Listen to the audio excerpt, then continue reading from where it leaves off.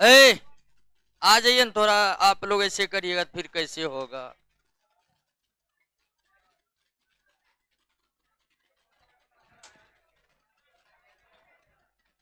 Question होगा आज ना, समाप्त हो गया तो पूरा।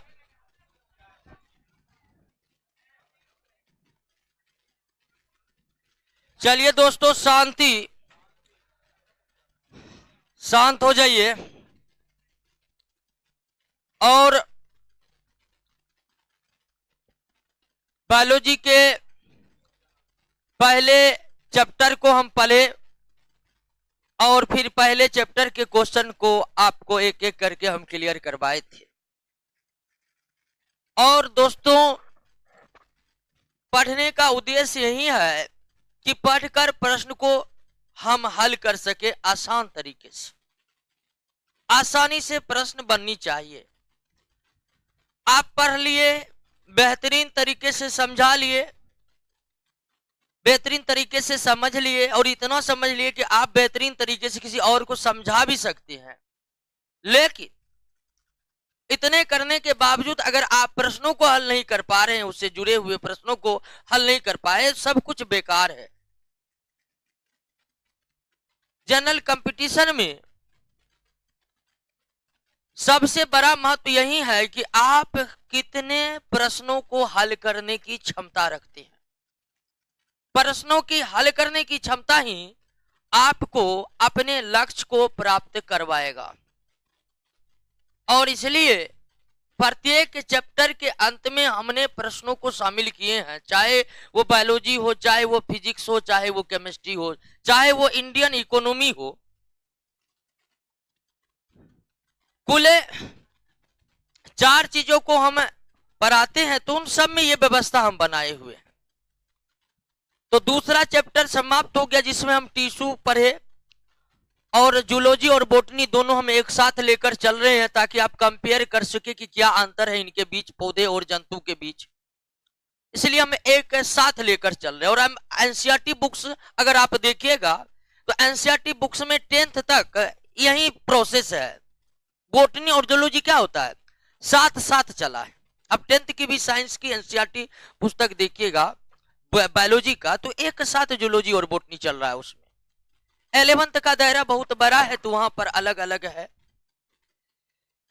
तो उत्तक समाप्त कर लिया और निश्चित रूप से आप खुद अगर उत्तक के प्रश्नों पर गए होंगे तो निश्चित रूप से ढेर सारे प्रश्न, और हमारा अपना विश्वास है कि 80 से 90% तक प्रश्न को सॉल्व आप कर लिए होंगे अगर आप जितना हम पढ़ाए हैं वो सारे क्लास किए हैं। गए थे आप लोग प्रश्नों पर? बनना था कि नहीं बना था? कुछ प्रश्न नहीं बना होगा क्योंकि कुछ प्रश्न का कॉन्सेप्ट हम बताए नहीं है, ठीक है। लेकिन वे प्रश्न जो इस बार हम शामिल किए, हमारे पिछले नोट्स जो बायोलॉजी था उसमें यह प्रश्न था भी नहीं। लेकिन एक होता क्या है कि एनडीए और सीडीएस, अगर हम साइंस के प्रश्नों को देखें तो सबसे बेहतरीन साइंस प्रश्न 2 ही एग्जाम पूछते हैं, एक एनडीए दूसरा सीडीएस। बड़ी कॉन्सेप्ट का प्रश्न होता है और उस प्रश्नों में अगर 60-70% कोई बना रहा है तो बिल्कुल उसका कॉन्सेप्ट बहुत ज्यादा अच्छा है। नॉर्मल एग्जाम जो होता है खासकर पीसीएस का, उसमें उतने लेवल के प्रश्न नहीं होते हैं, सामान्य लेवल के प्रश्न होते हैं। और छोटे एग्जामों में एक लेवल का प्रश्न खासकर बिहार पुलिस का होता है, लेकिन बिहार पुलिस का कुछ ही प्रश्न जो है ना वो बड़ी टफ होते हैं। और जब उन प्रश्नों को हम देखें कि बिहार पुलिस के प्रश्नों को देखें, वे प्रश्न क्या थे, डायरेक्ट 12th के क्वेश्चन बैंक से उठा लिए गए थे। यानी कि 12th का जो बिहार बोर्ड एग्जाम लेता है उनमें भी वो ऑब्जेक्टिव क्वेश्चन पूछता है, फिजिक्स में, बायोलॉजी में, केमिस्ट्री में। बिहार पुलिस में ही करता है कि डायरेक्ट वहां से उठा करके डाल देता डायरेक्ट। अब निश्चित तौर पर जो कॉन्सेप्ट 12th का है तो वो तो जल्दी पकड़ में आएगा नहीं। हमें भी कई ऐसी चीज है 11-12 के जिस पर कुछ पकड़ है नहीं, तो वो प्रश्न को कोई बनाता नहीं है। अगर वो सब प्रश्न नहीं बने आपको तो उसके लिए कोई टेंशन लेना नहीं है। तो आप लोग बनाए होंगे, निश्चित रूप से बना होगा। आइए अब एक एक करके प्रश्नों को देखते हैं और देखते हैं कि इसका उत्तर क्या होगा, और ये भी देखने का कोशिश करेंगे कि क्यों यही उत्तर होगा और क्यों नहीं होगा। आइए पहला प्रश्न, और सेल का सारा प्रश्न हो गया ना याद? ध्यान दीजिए, जिनको सेल का टोटल प्रश्न याद नहीं हुआ वो आज से ही पीछे जाने का रफ्तार पकड़ लिए। दोस्तों जमा कुछ नहीं करना है, याद करते जाना है। आप ये सोचिएगा कि परीक्षा के 10 दिन पहले कर लेंगे, नहीं हो पाता है। हो भी पाता है, बड़ी टेंशन रहेगा आपको, अब पूरा हो भी नहीं पाएगा। तो ज्यों ज्यों समाप्त हो रहा है उनके सारे प्रश्न का उत्तर ना सिर्फ दोस्तों याद होनी चाहिए बल्कि उसके उत्तर होंठ पर होनी चाहिए, होंठ पर। तो हम आशा करते हैं कि आप सेल से जुड़े सारे प्रश्न को याद कर लिए होंगे, और अगर सेल से जुड़े सारे प्रश्नों को याद कर लिए होंगे तो निश्चित तौर पर किसी भी एग्जाम में आप सेल के प्रश्न आए हैं उसको बनाइए, निश्चित रूप से आपसे बनेगा। तो पहला चैप्टर याद कर लिया ना सब? याद नहीं करिएगा बहुत दिक्कत होगा, और यह दिक्कत हम झेले हुए हैं इसलिए हम आपको बता रहे हैं। यह नहीं कि हमको पता है, एकदम वास्तविक घटना हमारे साथ हुई है इसलिए हम बता रहे हैं। तो जमा नहीं करना है, रिवीजन रोज करना है। जैसे आज हम दूसरा चैप्टर का क्वेश्चन समाप्त कर देंगे, आप घर जाइएगा तो आप पहले दूसरे चैप्टर के सरसरी निगाह से देख लीजिएगा, फिर पहले चैप्टर पर जाइएगा और देखिएगा पहला चैप्टर पर कौन हम मिस कर रहे हैं। क्योंकि बार बार नहीं देखेगा तो आप क्वेश्चन से संबंधित प्रश्न के कॉन्सेप्ट को भी भूल जाएगा, उसके बाद आपको क्वेश्चन रटना पड़ेगा, यानी दिमाग पर ज्यादा जोर डालना पड़ेगा। आइए, पहला प्रश्न है कि कोशिकाओं का ऐसा समूह जो रूप, यानी रूप का मतलब यहां आकार से है, कार्य और उत्पत्ति में समान होता है, दोस्तों उसे क्या कहते हैं? उत्तक कहते हैं। सीधा सवाल है, उत्तक कहते हैं, बहुकोशिका नहीं कहते, अंग नहीं कहते, अंग तंत्र नहीं कहते, उत्तक कहते हैं। ये तो डायरेक्ट प्रश्न, इसमें तो कोई कॉन्सेप्ट है नहीं। आइए करण निम्नलिखित कथनों पर विचार कीजिए। समान उत्पत्ति तथा समान कार्य को संपादित करने वाली कोशिकाओं के समूह को उत्तक कहते हैं। बिल्कुल सही है, यह कथन बिल्कुल सही है कि समान कार्य को संपादित करने वाले कोशिकाओं का समूह निश्चित तौर पर उत्तक है। उत्तक एक कोशिकीय तथा बहुकोशिकीय दोनों जीव में पाया जाता है। यह गलत है दोस्तों। जो एक कोशिकीय है उसके शरीर में तो एक ही कोशिका है, उत्तक जब भी बनेगा उसके लिए एक से अधिक कोशिका चाहिए ही चाहिए। एक कोशिका उत्तक बना ही नहीं सकता है, और जो एक कोशिकीय जीव है उसमें केवल एक कोशिका है। तो यूनिसेलुलर ऑर्गेनिज्म, एक कोशिकीय जीव जैसे जीवाणु हो गया, प्रोटोजोआ हो गया, विषाणु कोशिकीय प्राणी नहीं है, जीवाणु हो गया, प्रोटोजोआ हो गया, ये सब एक कोशिकीय जीव है। इनके पूरे शरीर में केवल एक कोशिका है, और जब एक कोशिका है तो फिर उत्तक बनने का सवाल ही नहीं पैदा होता है। यह कथन सरासर गलत है। जब भी उत्तकों की बात होगी तब किसकी बात की जा रही होगी? बहुकोशिकीय। यानी उत्तक का संबंध केवल बहुकोशिकीय जीवों से है, केवल मल्टी सेलुलर ऑर्गेनिज्म से है, यूनिसेलुलर ऑर्गेनिज्म से नहीं है। तो दूसरा कथन गलत है। पादप यानी कि पौधा तथा जंतु दोनों में उत्तक पाए जाते, बिल्कुल हम पढ़े भी है। यानी ये भी क्या है? तो कौन सा से कथन सही है? तो 1 और 3 सही है, और 2 क्या है? और 2 क्यों गलत है? इस बात को आप समझे कि नहीं समझे? आइए अगला प्रश्न पर। कह रहा है पौधे तथा जंतु दोनों के ही कोशिका लगभग एक समान ही होती है। बिल्कुल सही है, दोनों में यूकैरियोटिक कोशिकाएं ही होती है। फिर भी दोनों के उत्तक एक दूसरे से बिल्कुल अलग होते हैं, क्यों? और इसका जिक्र हम फर्स्ट क्लास में किए थे कि पौधे और जंतु दोनों के कोशिकाएं लगभग एक समान है, दोनों में यूकैरियोटिक कोशिकाएं ही मौजूद है, लेकिन फिर भी दोनों के उत्तक अलग अलग है। क्या कारण है देख लेते। पहला, पौधे कोई गति नहीं होता है जबकि जंतु एक स्थान से दूसरे स्थान की ओर विचरण करते हैं। बिल्कुल यही कारण है, यह भी एक कारण है। हमको लगता है इसका आंसर डी होना चाहिए। डी है बिल्कुल। तो यही बात है, पौधों को एक ऐसा उत्तक चाहिए जिसको एक जगह खड़ा रहने में मदद कर सके। जबकि जंतु को ऐसे ऊतक की जरूरत है जो उसे गति करा सके, यानी कि दोनों की जरूरत अलग है, इसीलिए दोनों की ऊतकें अलग है। यह बिल्कुल पहला सही है। पौधे में वृद्धि कुछ क्षेत्रों में सीमित रहती है जबकि जंतुओं में वृद्धि एक रूप से होती है, बिल्कुल सही है, यह भी सही है। पौधे में जो वृद्धि होती है, वृद्धि प्राय आप देखिएगा लंबाई में हो रहा है तो लंबाई में हो रहा है, मोटाई रुका हुआ बहुत दिन तक, लेकिन जंतु में नहीं, जंतु के वृद्धि में एक रूपता होती है। और तो और एक कारण और है कि पौधे में जीवन पर्यंत वृद्धि होती है, लेकिन जंतु में एक आयु के होने के बाद वृद्धि होना क्या हो जाता है, रुक जाता है। अगर आपसे पूछेगा कि पौधे में वृद्धि कब तक होती है, तो जब तक जिंदा है पौधा तब तक। पौधे में जीवन पर्यंत वृद्धि होती है, लेकिन जंतुओं में नहीं होता है। एक आयु होने के बाद वृद्धि घटने लगती है जी, दांत झड़ने लगता है, त्वचा पर रूखे सूखे रोए पड़ने लगते हैं। तो जंतुओं में एक निश्चित उम्र के बाद वृद्धि घटने लगता है, ये भी कारण है। जंतु तथा पौधे के अंगतंत्र की बनावट पूर्णतः एक दूसरे से भिन्न होते हैं, बिल्कुल। पौधे में तो अंग होते भी नहीं है, पौधे में कोई अंग होते ही नहीं है कहिएगा तो तीसरा का आंसर क्या हो जाएगा दोस्तों, डी हो जाएगा। 4 नंबर, हिस्टोलॉजी यानी कि हिस्टोलॉजी के अंतर्गत ऊतकों का अध्ययन किया जाता है। साइटोलॉजी के अंतर्गत कोशिकाओं का, हिस्टोलॉजी के अंतर्गत तो रॉबर्ट मेयर वो पहले व्यक्ति थे जिन्होंने हिस्टोलॉजी शब्द का जिक्र किया।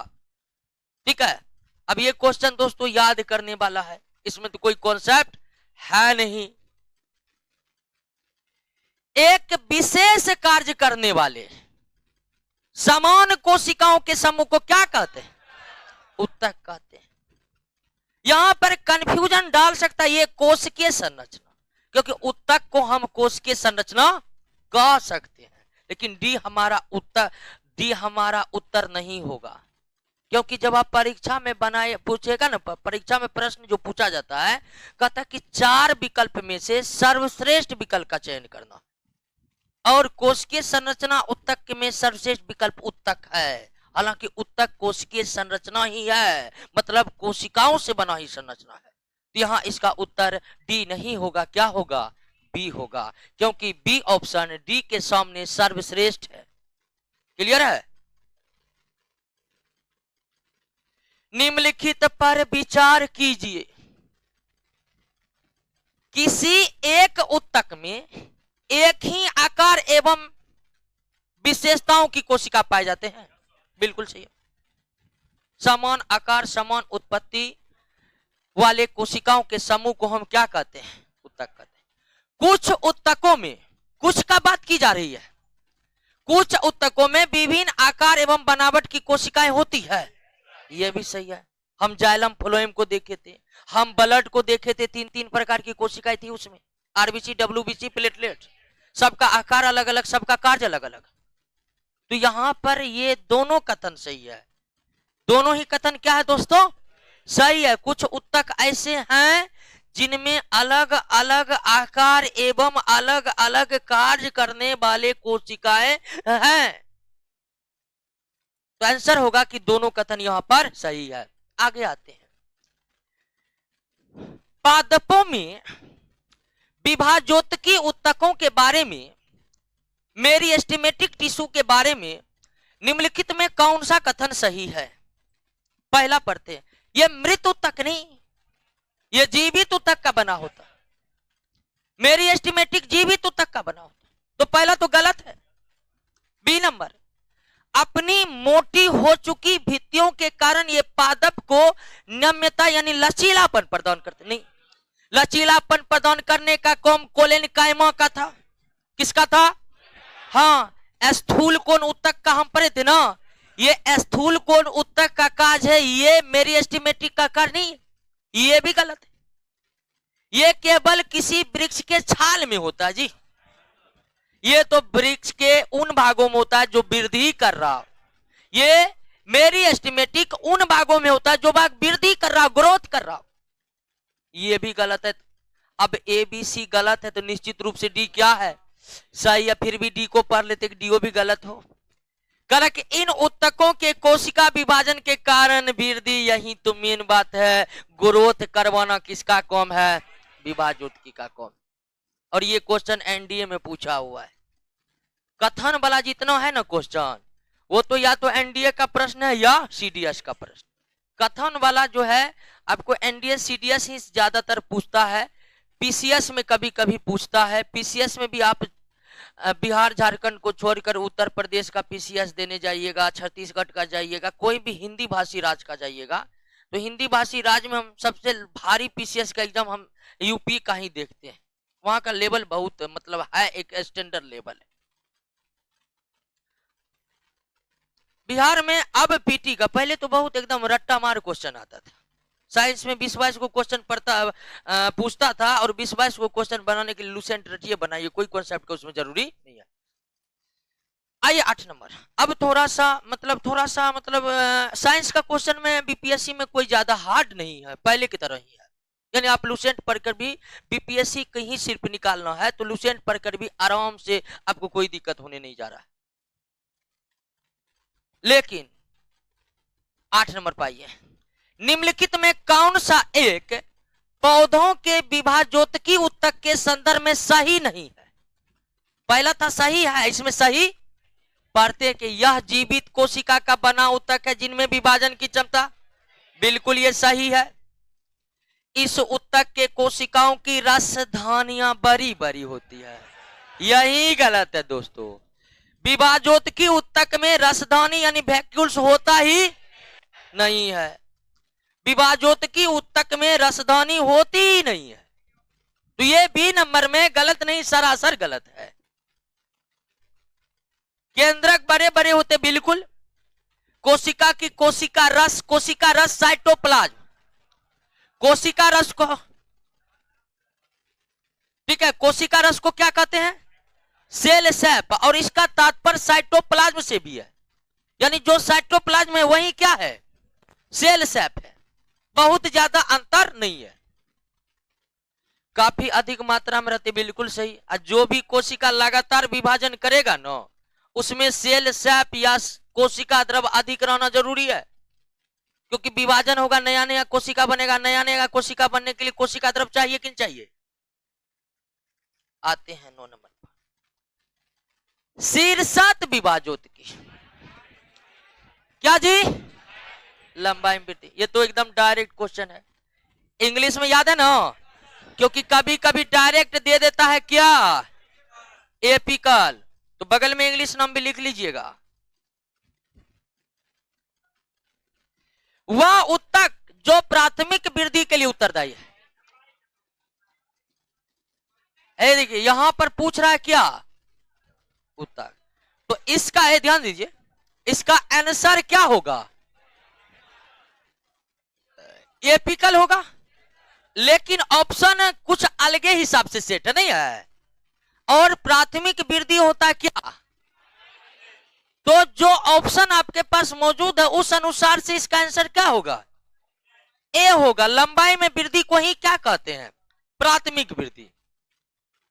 और लंबाई में वृद्धि को प्राथमिक वृद्धि क्यों कहते हैं? तो इसलिए कहते हैं कि पौधा शुरुआत में अपने लंबाई को ही बढ़ाता है, पौधा शुरुआत में अपने लंबाई को ही बढ़ाता है, इसीलिए लंबाई को बढ़ना प्राथमिक। नहीं तो उत्तक के बारे में पूछ रहा, और इसका आंसर क्या होना चाहिए?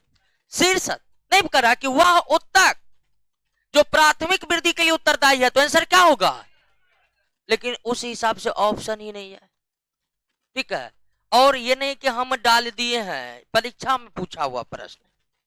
हमको लगता है कि हम जो क्वेश्चन बैंक से उठाए ना प्रश्न, तो हो सकता है कि हिंदी रूपांतरण करने में कहीं मिस्टेक हो गया होगा। फिलहाल इसको आगे हम जब नोट्स को वेरीफाई करेंगे तो इसको हम सुधार देंगे। 11 नंबर, वह उत्तक जो प्राथमिक वृद्धि के लिए उत्तर है। यहां पर लगता है 10 का गड़बड़ी 11 में सही हो गया है। शीर्षक विभाजोत्की। प्राथमिक वृद्धि का मतलब लंबाई बढ़ना, द्वितीयक वृद्धि का मतलब मोटाई बढ़ना। ध्यान दीजिए, संवहन उत्तक यानी जाइलम और फ्लोएम। संवहन उत्तक यानी कि जाइलम और फ्लोएम। संवहन उत्तक में अवस्थित कैम्बियम, कैम्बियम पार्श्व विभाजोत्की को कहते हैं। किसको कहते हैं?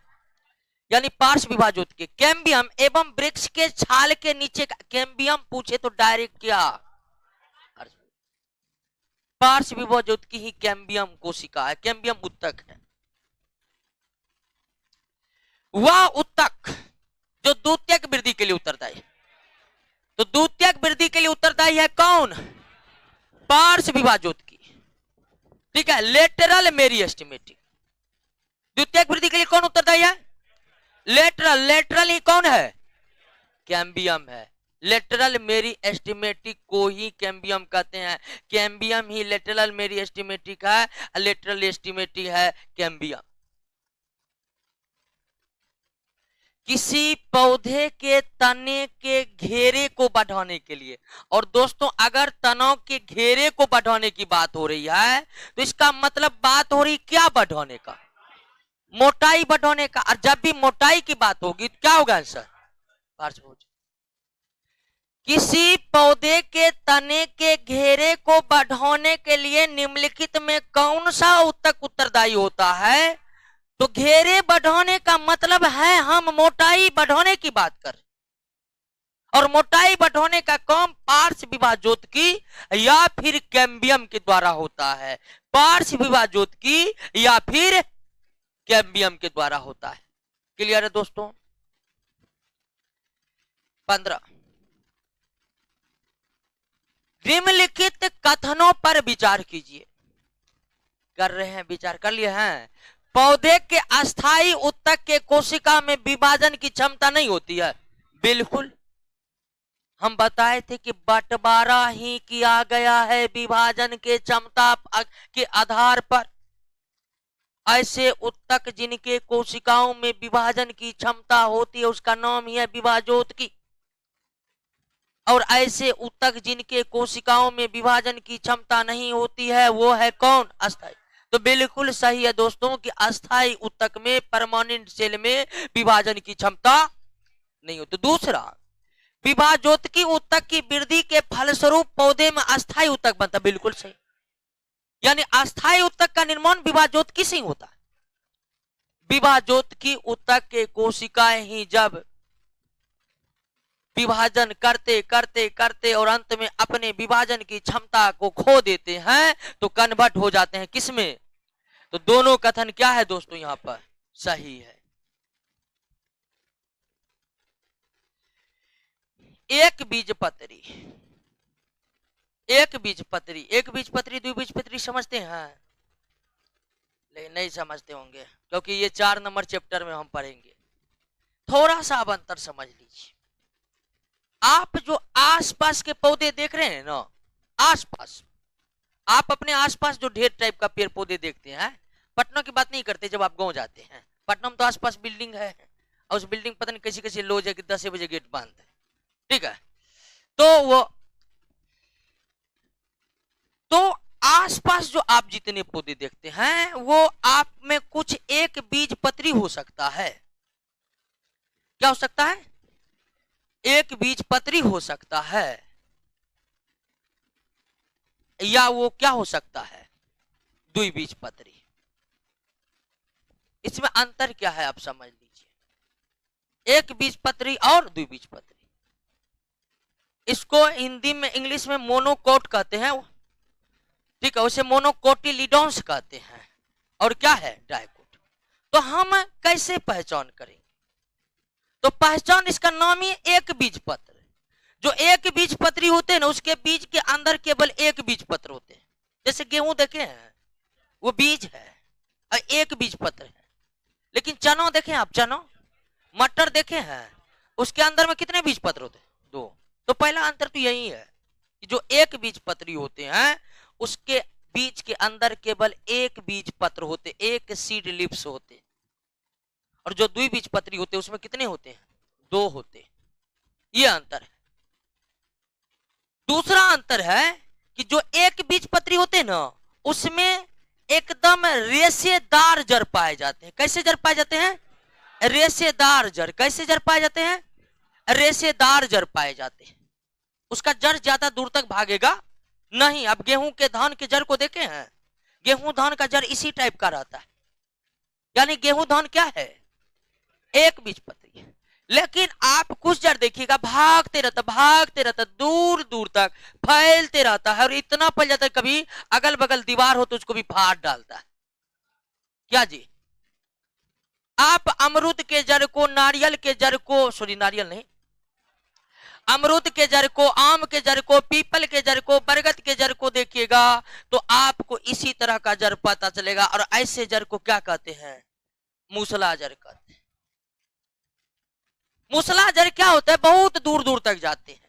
अब दूर दूर पौधे के अनुसार, यानी कि मूंग का पौधा है उसका जड़ बहुत दूर तक भाग जाएगा। तो दूसरा अंतर किसको लेकर है, जड़ को लेकर। आप बीज में अंतर नहीं समझ रहे हैं तो आप जड़ को देखकर अंतर समझ सकते हैं। जड़ को लेकर अंतर नहीं समझ सकते हैं तो इनके पत्तों को लेकर अंतर आप समझ सकते हैं। एक बीजपत्री के जो पत्र होते हैं ना, एक बीजपत्री के जो पत्र होते हैं उसमें जो एकदम इस तरह की धारियां होती है, समांतर धारियां। मकई के पत्ते को देखे हैं, इस तरह की धारियां होती है, इसको कहते हैं समांतर शिरा विन्यास। इस तरह के पत्ते होते हैं एकदम लंबे लंबे। और अगर आप द्विबीजपत्री के जड़ को देखेगा तो द्विबीजपत्री के जड़ में जाल के तरह शिरा विन्यास होता है, इस तरह का शिरा विन्यास होता है, इस तरह का शिरा विन्यास होता है। यह है द्विबीजपत्री का पत्ता, ये है एक बीजपत्री का पत्ता। तो ये अंतर है एक बीजपत्री और द्विबीजपत्री। और भी अंतर है तो हम पढ़ेंगे डिटेल में, तो फिलहाल आप समझ गए होंगे। जैसे गेहूं, मक्का, धान, ये सब क्या है, एक केला, नारियल, ये सब भी क्या है, हाँ नारियल का भी पत्ता देखिएगा ना तो ऐसे ऐसे रहता है, एक बीजपत्री। द्विबीजपत्री में आपको देख रहे हैं उसमें दो बीज से दाल हो गया, धनिया हो गया, सौंफ हो गया, ठीक है, आलू हो गया। बड़े बड़े वृक्ष जो होते हैं प्रायः क्या होते हैं, द्विबीजपत्री ही होते हैं। बड़े बड़े वृक्ष जो होते हैं प्रायः क्या होते हैं, द्विबीजपत्री होते हैं। केला एक बीजपत्री, आलू द्विबीजपत्री। आलू का जड़ देखिएगा, आलू में कैसा जड़, मूसला जड़, और केला में कैसा जड़, या केला के पत्तों के आधार पर भी तय हो जाएगा। अब केला के पत्ते को देखिए एकदम सीधे लाइन लाइन, और आलू के पत्ते को देखिएगा एकदम जाल वाला लाइनिंग। क्लियर है। तो एक बीजपत्री द्विबीजपत्री, तो कह रहा है कि एक बीजपत्री में द्वितीयक वृद्धि नहीं होती है, मतलब उसकी मोटाई नहीं बढ़ती है। मोटाई भी बढ़ती है ना, वो फॉल्स होता है। एक बीजपत्री जो होता है दोस्तों उसकी मोटाई बढ़ती, और कोई कोई का मोटाई बढ़ गया तो वो फॉल्स मोटाई है। जैसे बांस है, इतना मोटा बांस लाइए, कहिएगा कि इसमें ऐसे कोई काम कर लेंगे, नहीं, बीच में खोखला है। नारियल काट लीजिएगा, इतना मोटा तना है, तना काटे पता चलेगा उसमें कोई दम नहीं है। यानी मोटाई बढ़ा भी तो फॉल्स, कोई उसमें दम नहीं रहता है। तो अगर एक बीजपत्री में द्वितीयक वृद्धि नहीं होती है अर्थात उसकी मोटाई नहीं बढ़ती है, तो इसका मतलब अभाव है उसमें पार्श्व विभाजोत्की का, क्योंकि वही यह काम करता है। यानी आंसर क्या होगा उसका, कैम्बियम होगा। क्या होगा आंसर दोस्तों, कैम्बियम। कोई दिक्कत प्रश्न में? निम्नलिखित में किसे प्राथमिक विभाजोत्की कहते हैं, ठीक है, किसे प्राथमिक विभाजोत्की कहते हैं, क्योंकि यह पौधे के जीवन चक्र के प्रारंभ में बनते हैं और प्राथमिक पादप शरीर बनाते हैं। तो आप इसमें तो ये जानते होंगे सबसे पहले कौन बनता है, क्योंकि सबसे पहले पौधा का लंबाई बढ़ना है और वो काम ये करेगा। और आप ये भी पढ़े होंगे कि अंतर्वेशी इसी का भाग है। शीर्षद विभोजक की बहुत तेजी से आगे बढ़ते हैं, इसलिए उसका कुछ भाग पीछे क्या हो जाता है, और अंतर्वेशी शीर्षद की भाग है, इसलिए इसका आंसर ए सी क्या होगा, दोनों होगा। ए सी क्या होगा दोस्तों, दोनों होगा। क्लियर है। संवहन ऊतक, संवहन ऊतक में जाइलम और फ्लोएम आते हैं। संवहन ऊतक में क्या आता है दोस्तों, तो संवहन ऊतक का निर्माण पार्श्व विभाजोत्की के द्वारा होता है। किसके द्वारा, पार्श्व विभाजोत्की, पार्श्व विभाजोत्की के द्वारा होता है। क्या 17 में क्या दिक्कत है, शीर्षत विभोज्योतिकी का ही भाग है क्या? अंतर्वेशी, इंटरसेलरी। ठीक है, अब पढ़िएगा एक बार शीर्षत विभोज्योतिकी होता क्या है। ये हम बताए थे बहुत अच्छा से कि शीर्षत विभोज्योतिकी लंबाई बढ़ाने का काम करता है और पौधे का जो लंबाई बढ़ता है बड़ी तेजी से बढ़ता है। बड़ी तेजी से लंबाई बढ़ने के कारण शीर्षत विभोज्योतिकी का कुछ हिस्सा पीछे छूट जाता है, उसे ही अंतर्वेशी यानी कि इंटरसेलरी कहते हैं। तो ये दोनों एक ही है, इसीलिए इसका आंसर ए और सी दोनों दिए हैं। और ए और सी अगर नहीं रहता तो निश्चित तौर पर हम आंसर क्या मारते? ए मारते। क्या? हाँ, मतलब हाँ हाँ, तब सटीक शीर्षत होता। हाँ, शीर्षत विभोज्योतिकी, तब सटीक कौन होता हमारा? शीर्षत विभोज। वही बात बोले कि अगर ये ऑप्शन नहीं रहता निश्चित तौर पर इसका आंसर ए देते। आते हैं आगे, पार्श्व विभोज्योतिकी। मृदु ऊतक पेरेन्काइमो किस में? ये तो सिंपल ना है। पेरेन्काइमा, कोलेन्काइमा, एस्केलेन्काइमा तीनों ही सिंपल है। जाइलम और फ्लोएम क्या है? कॉम्प्लेक्स है। तो ये तो डायरेक्ट सवाल है। अगला क्वेश्चन, निम्नलिखित में किस ऊतक में जीवित कोशिकाएं पाई जाती है? तो पेरेन्काइमा, इसमें जीवित। पेरेन्काइमा को हिंदी में क्या कहते हैं? मृदु कहते हैं, तो इसमें भी जीवित। स्थूल कोन यानी कोलेन्काइमा, इसमें भी। दृढ़ यानी कि एस्केलेन्काइमा, इसमें मृत। यानी इस दोनों में जीवित कोशिकाएं हैं और इसमें क्या है? मृत कोशिकाएं। इसमें क्या है? मृत कोशिकाएं हैं। क्लियर? मृदु ऊतक का मुख्य काम क्या है? भोज्य पदार्थों का कार्य तो हम कहीं पढ़े थे कि मृदु ऊतक प्रकाश संश्लेषण में भी मदद करती है,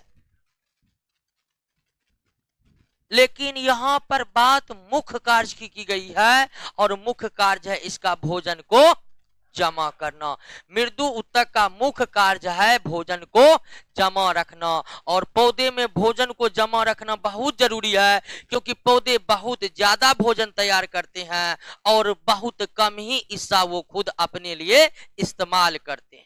हर दिन प्रकाश संश्लेषण होते रहता है, इतना ग्लूकोज तैयार करता है पौधा, जबकि उसका खुद का जरूरत बहुत कम है, इसलिए स्टोर रहता है और वो स्टोर भोजन फिर पौधे के उत्पादों के रूप में जीव जंतु को प्राप्त होते हैं।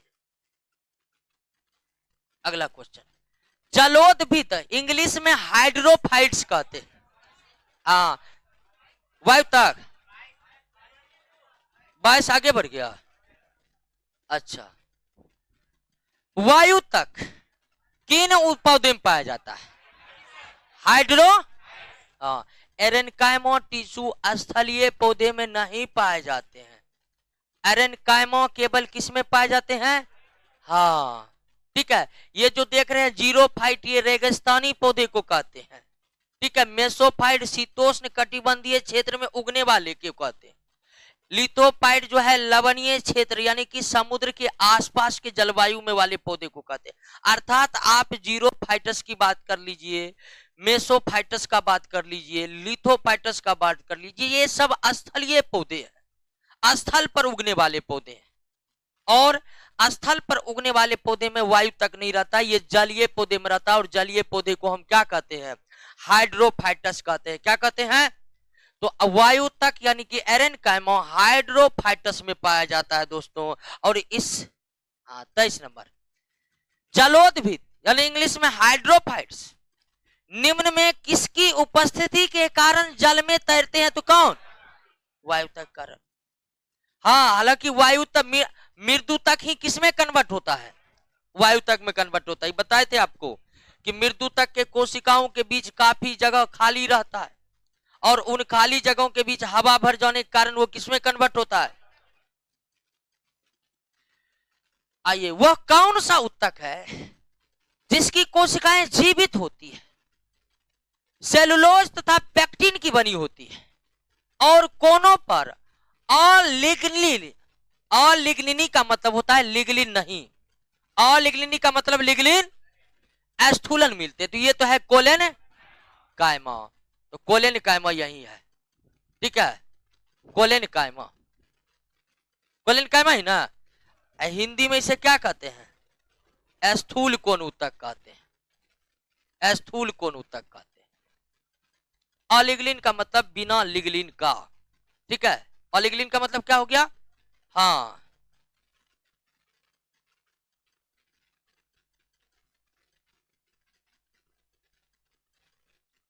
निम्नलिखित में कौन सा एक ऊतक केवल तरुण पौधे, तरुण पौधा मतलब शाकीय पौधे। देखिए पौधों का लंबाई ऊंचाई के आधार पर भी तीन तरह से वर्गीकरण होता है। एक शाक यानी कि हार्बर्स, उसके बाद झाड़ी, ये बताए थे, सर्वस और वृक्ष, टिरी। तो तरुण पौधे का कहने का मतलब कौन पौधा? शाकीय पौधा। तरुण पौधा मतलब शाकीय पौधा, जैसे मटर का पौधा हो गया, दूब घास हो गया, ये सब पौधा की बारे में बात हो रही है, ठीक है। तो तरुण पौधे में पाया जाता है बड़े, ये तो बात किसकी हो रही है? स्थूल कोण के बारे में। यानी कि इसमें जो तरुण पौधा के अंतर्गत झाड़ी भी शामिल कर लिया है दोस्तों, ठीक है। यानी कि तरुण पौधा यानी कि शाक और झाड़ी दोनों इसमें शामिल हो गया प्रश्न के अनुरूप। वैसे तरुण का हिंदी होता है कि मुलायम, सॉफ्ट। तो फिलहाल इसका आंसर क्या होने वाला है दोस्तों? स्थूल कोण। वो इस आधार पर कि स्थूल कोण ही ऐसा ऊतक है जो बड़े बड़े वृक्षों में नहीं पाया जाता है, बड़े बड़े वृक्षों में नहीं पाया जाता है। शाकीय द्विबीजपत्री पौधे, शाकीय आप समझ गए हैं और द्विबीजपत्री भी आप समझ चुके हैं। जैसे दलहन, दाल का उदाहरण, मटर, मटर शाकीय भी है और द्विबीजपत्री भी है, तो समझ लीजिए मटर। तो शाकीय द्विबीजपत्री पौधे जैसे जैसे भी दिया हुआ सूरजमुखी, कद्दू को लचीलापन, लचीलापन की भी बात हो रही है और दृढ़ता। क्या करें जी? तो इसका आंसर दीजिए क्या? स्थूल कोण ही दीजिए, क्योंकि दृढ़ ऊतक जो है वो आप रेशा वाली फसल में या फिर वृक्षों में ही होता है, जो यहाँ स्थूल कोण ऊतक होगा दोस्तों। क्या? हाँ, दृढ़ता दृढ़ ऊतक में भी होता है। तो कद्दू ने पूछ रहा है, ठीक है, कद्दू पूछ रहा है। यहीं पर पूछता आम लताम यानी अमरूद, तब देते उसका आंसर डी, या सस्पिशन हो सकता था कि सी होगा डी, लेकिन कद्दू की बात करिए, इसीलिए सबसे परफेक्ट आंसर क्या है दोस्तों? स्थूल क्वेश्चन। देखिए जब लगे कि ये भी हो सकता है, ये भी हो सकता है, तो उसमें परफेक्ट को चुनना है, सर्वश्रेष्ठ को चुनना है, ये बात आप ध्यान में रखिएगा। 27 नंबर, निम्नलिखित में कौन सा एक ऊतक जड़ में, तो जड़ में कौन नहीं दोस्तों? स्थूल कोण। जड़ में यही ऊतक नहीं रहता है, बाकी मृदुतक भी जड़ में रहते हैं और दृढ़ ऊतक भी जड़ में रहते हैं, लेकिन मुख्य रूप से नहीं। निम्नलिखित में किस ऊतक के कोशिकाओं की भित्ति लिग्लिन, और जब ये लिग्लिन का बोल दे तो हम सीधा किस पर जाएंगे? दृढ़ ऊतक पर जाएंगे, एस्केलेन कायमा पर जाएंगे, क्योंकि लिग्लिन केवल एस्केलेन कायमा में ही पाया जाता है, केवल एस्केलेन कायमा में ही पाया जाता है लिग्लिन। पौधे के कुछ भाग मोड़ने पर बिना टूटे आसानी से मोड़े जा सकते, और इतने पर ही आप बता सकते हैं कि इसका आंसर कोलेन कायमा होने वाला है, लेकिन कोलेन कायमा ऑप्शन में है ही नहीं, है नहीं है।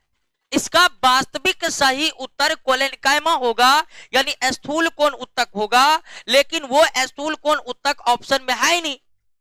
तो अगर स्थूल कोण नहीं है तो उसके जगह आप क्या दीजिएगा? दृढ़ोतक दीजिएगा दोस्तों। इसका सबसे सही आंसर दृढ़ोतक ही होगा, ठीक है। कुछ भाग जैसे पत्ते और तने की इस नम्यता का कारण किसकी बहुतायत को माना जा सकता है?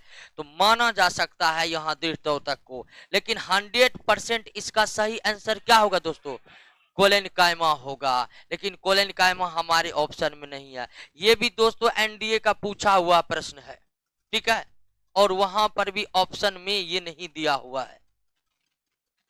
मतलब कोलेनकाइमा ऑप्शन में नहीं है।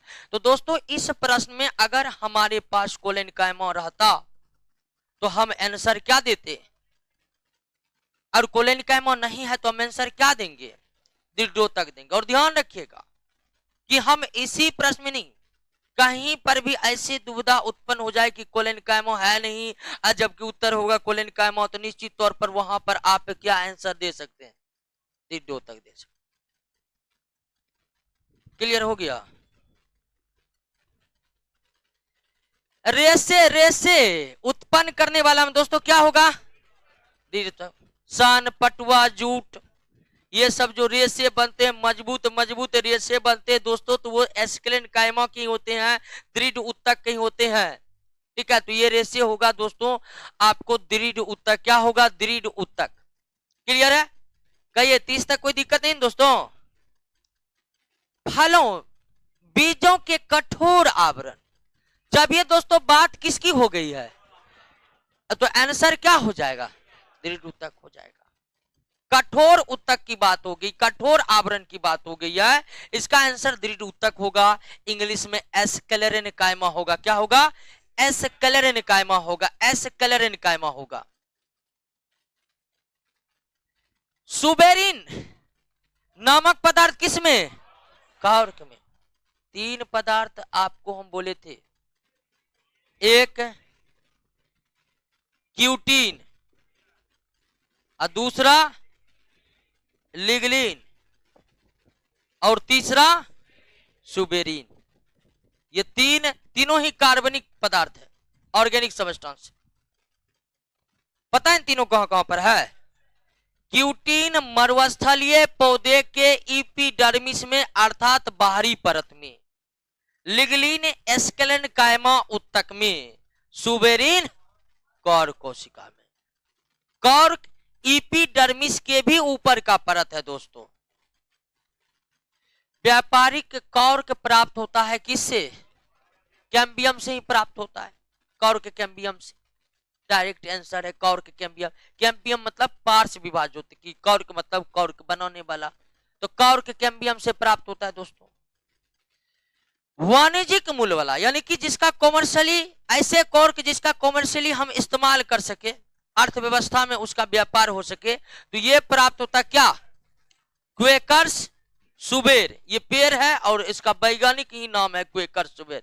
यानी कि इन पौधे के जो कॉर्क होते हैं, इन पौधे के कॉर्क को निकाल कर उनसे खेलों के सामान बनाए जाते हैं, फिर उनकी बिक्री की जाती है। यानी व्यापारिक तौर पर इस पौधे के जो कॉर्क होते हैं अर्थात छाल होते हैं, वो उपयोगी होते हैं, उसका कई क्षेत्रों में उपयोग किया जाता है।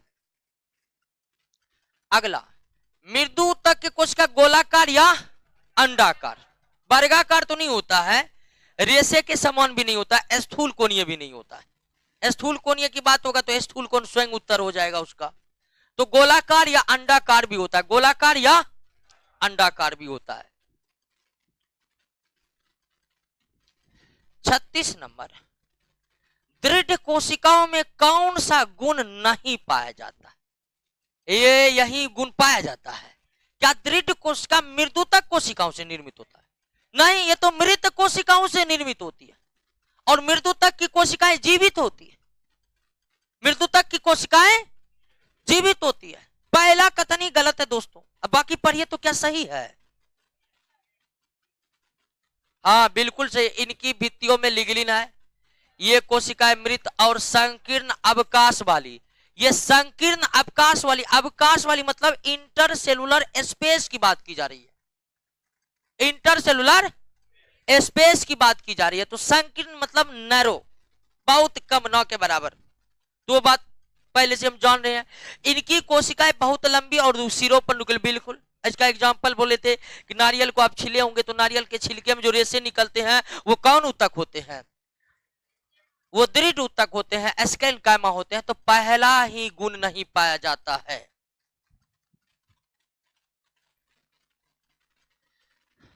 37 नंबर, निम्नलिखित में किस उत्तक की कोशिकाओं में अंतरा कोशिकीय स्थान, बताइएगा दोस्तों, इंटर सेलुलर स्पेस नहीं पाया जाता, विभाजोत्तकी में भी नहीं पाया जाता और यानी आंसर क्या होगा? एस। विभाज्योतिकी यानी विभाजन करने वाली कोशिका है और इसमें नहीं पाया जाता है, और दृढ़ ऊतक में भी नहीं पाया जाता है, मृदु तक में सबसे ज्यादा पाया जाता है। अगर पूछते ही प्रश्न कि सबसे ज्यादा इंटरसेलुलर स्पेस किस ऊतक में पाया जाता है, तो आंसर क्या हो जाएगा? मृदु तक हो जाएगा, पेरेन्काइमा हो जाएगा। अगला क्वेश्चन 38, पौधे से प्राप्त होने वाला कॉर्क में कौन सी विशेषताएं नहीं होती है? ध्यान दीजिएगा दोस्तों, कौन सी विशेषताएं नहीं होती? या विद्युत रोधी, उष्मा रोधी होता? बिल्कुल। इसके कोशिका में पर्याप्त मात्रा में जीव द्रव होता है दोस्तों। कॉर्क के सारे कोशिकाएं मृत होती है, और मृत कोशिकाओं के जीव द्रव सूख गए रहते हैं, उसमें कोई जीव द्रव नहीं होती है। और कॉर्क की विशेषता है जिसमें पर्याप्त मात्रा में जीव द्रव नहीं पाए जाते, यही गलत है। पर्याप्त मात्रा में जीव द्रव जो है दोस्तों, पर्याप्त मात्रा में जो जीव द्रव है वो केवल थी, वो मुख्य रूप से विभाज्योतिकी ऊतक में पाया जाता है। किसमें पाया जाता है? विभाज्योतिकी ऊतक में। तो अगर ये प्रश्न पूछ दे, ठीक है, अगर ये प्रश्न पूछ दे कि जीव द्रव सबसे ज्यादा किस ऊतक में मौजूद है, तो सबसे ज्यादा किस ऊतक मौजूद है दोस्तों? विभाज्योतिकी। कौन? बाकी सी और डी पर लिए है, सही है, बिल्कुल सही है दोस्तों। फिलामेन की आवश्यकता होती है नमी अवशोषण करने के लिए, और नमी अवशोषण करने के लिए अर्थात कुछ पौधे जो होते हैं दोस्तों, वह पौधे सहारा के लिए दूसरे पौधे पर चढ़े रहते। कुछ पौधे जो होते हैं वह दूसरे पौधे पर क्या होते हैं? चढ़ जाते हैं। अक्सर आप ऐसे देखे होंगे सड़क के किनारे, एक पौधा दूसरे पर क्या हो गया है? चढ़ गया। और ये बरसात वाले जगह पर बहुत ज्यादा होता है, जहां पर बरसात होता है, और भूगोल की भाषा में उसे सदाबहार क्षेत्र कहा जाता है। तो उन जंगलों में जहां बारिश ज्यादा होती है, वहां पर ऐसे पौधे की भरमार होती है जो नीचे से उठकर ऊपर चले जाते हैं, और उस पौधे को कहते हैं एपीफाइटिक प्लांट। क्या कहते हैं? एपीफाइटिक प्लांट, जो सहारा लेने के लिए दूसरे पौधे पर चढ़ते हैं। और उसी एपीफाइटिक प्लांट में जड़ों जैसी संरचना में कौन ऊतक पाया जाता है, जिसका क्या काम होता है? वातावरण से नमी को अवशोषित करना। क्लियर है? किस प्रकार के जड़ में बिलामेन नामक आर्द्रता ग्राही स्पंजी ऊतक पाया जाता है? अधिपादप मूल में। किसमें? अधि। इसको इंग्लिश में आप लिख लीजिए, एपीफाइटिक। मूल का मतलब क्या? रूट। अब कहिएगा ये रूट है तो इसको तो भूमि के अंदर होनी चाहिए, लेकिन ऐसा नहीं है, ठीक है, भूमि के ऊपर रहने वाला ही जड़ है यह।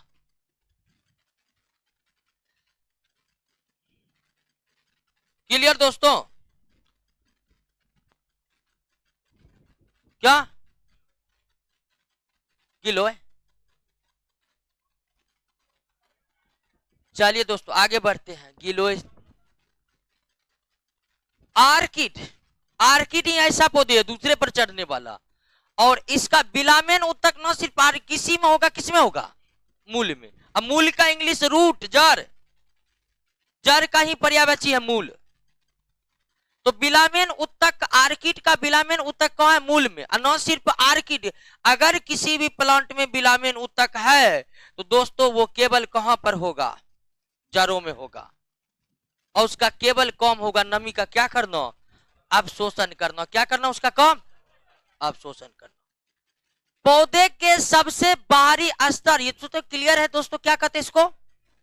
एपिडर्मिस कहते हैं। सबसे बाहरी स्तर को क्या कहते हैं? एपिडर्मिस कहते हैं। या छिलका को क्या कहते हैं? एपिडर्मिस कहते हैं।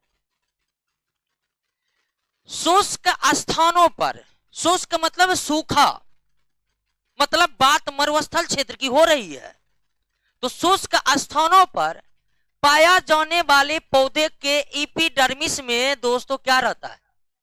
क्यूटिकल का आपका, या क्यूटिन भी कह सकते हैं, ठीक है, क्यूटिन। और इसका काम क्या होता है? कि पौधों में एक बहुत से महत्वपूर्ण प्रक्रियाएं होती है वाष्पोत्सर्जन का, ट्रांसपायरेशन का। और ट्रांसपायरेशन वो प्रक्रिया जिसके माध्यम से पौधे जल को बाहर कर देते हैं। तो वो ट्रांसपायरेशन कम से कम हो, ट्रांसपायरेशन कम से कम हो, उसके लिए क्यूटिकल का आवरण चढ़ा होता है। ये क्वेश्चन दिक्कत हुआ होगा। त्वचा जन यानी कि डर्मेटोजेन उत्तक शीर्षत विभाजोतकी में बनता है। यह निम्नांकित में किसमें विकसित होता है? तो त्वचा जन जो है दोस्तों इपीडर्मिस में ही विकसित होता है। किसमें विकसित होता है? इपीडर्मिस यानी बाहरी परत में ही विकसित होता है।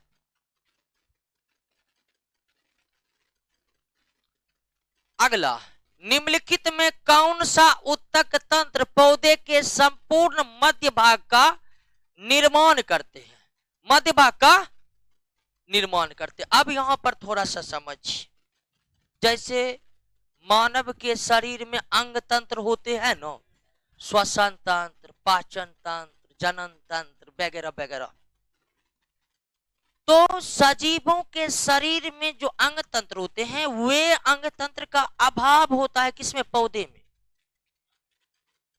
और अंग तंत्र के समांतर पौधे में टिश्यू सिस्टम पाया जाता है। क्या पाया जाता है? उत्तक तंत्र पाया जाता है। यानी कई सारे उत्तक मिलकर एक जैसे कार्यों को संपन्न करवाते हैं।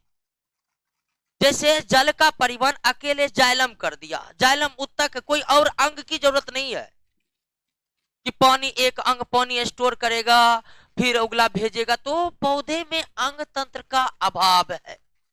पौधे में अंग तंत्र का क्या है? अभाव है। उसके जगह पौधे के शरीर किससे बने होते हैं? उत्तक तंत्र से। और पौधे के पूरे शरीर में 3 प्रकार के उत्तक तंत्र होते हैं। इपिडर्मल टिश्यू सिस्टम, ग्राउंड और फंडामेंटल टिश्यू सिस्टम और वास्कुलर टिश्यू सिस्टम। पौधे के बाहरी भाग का निर्माण कौन करता है? और पौधे के मध्य भाग का निर्माण कौन करते हैं? और पौधे के आंतरिक भाग का निर्माण कौन करते हैं? ठीक है, वास्कुलर टिश्यू सिस्टम, जिसमें जाइलम और फ्लोएम मुख्य रूप से आते हैं। तो पौधे के कौन सा उत्तक तंत्र संपूर्ण मध्य भाग का निर्माण करता है? तो ग्राउंड या फंडामेंटल टिश्यू सिस्टम। पौधे का कौन सा भाग पौधे के बाहरी परत का निर्माण करता है? Epidermal tissue system. पौधे का कौन सा भाग सबसे भीतर में होते हैं? तो वास्कुलर टिश्यू सिस्टम, जिसके अंतर्गत जाइलम फ्लोएम आते हैं मुख्य रूप से। तो इसका आंसर क्या हो जाएगा दोस्तों? बी हो जाएगा। क्लियर है?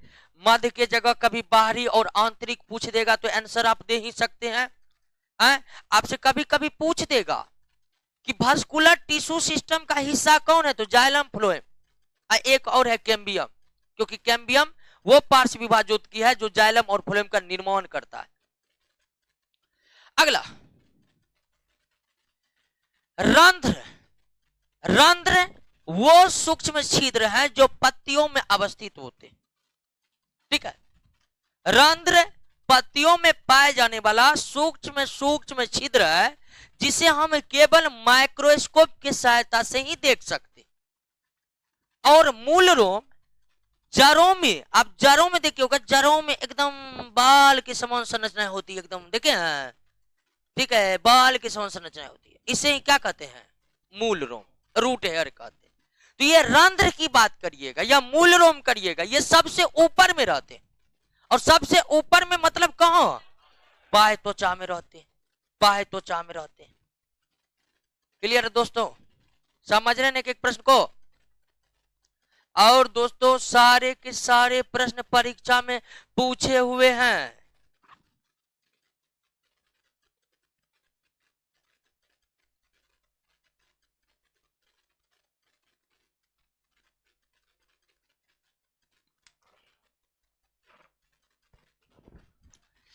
आइए दोस्तों 47 भी दिक्कत हुआ होगा बनाने में।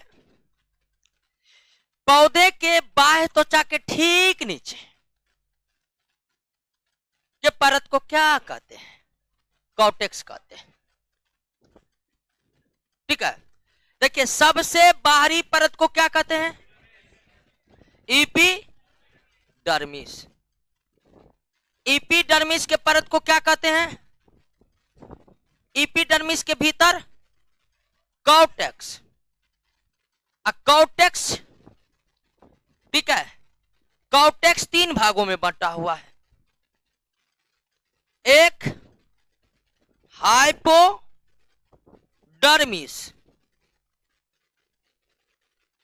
इंडोडर्मिस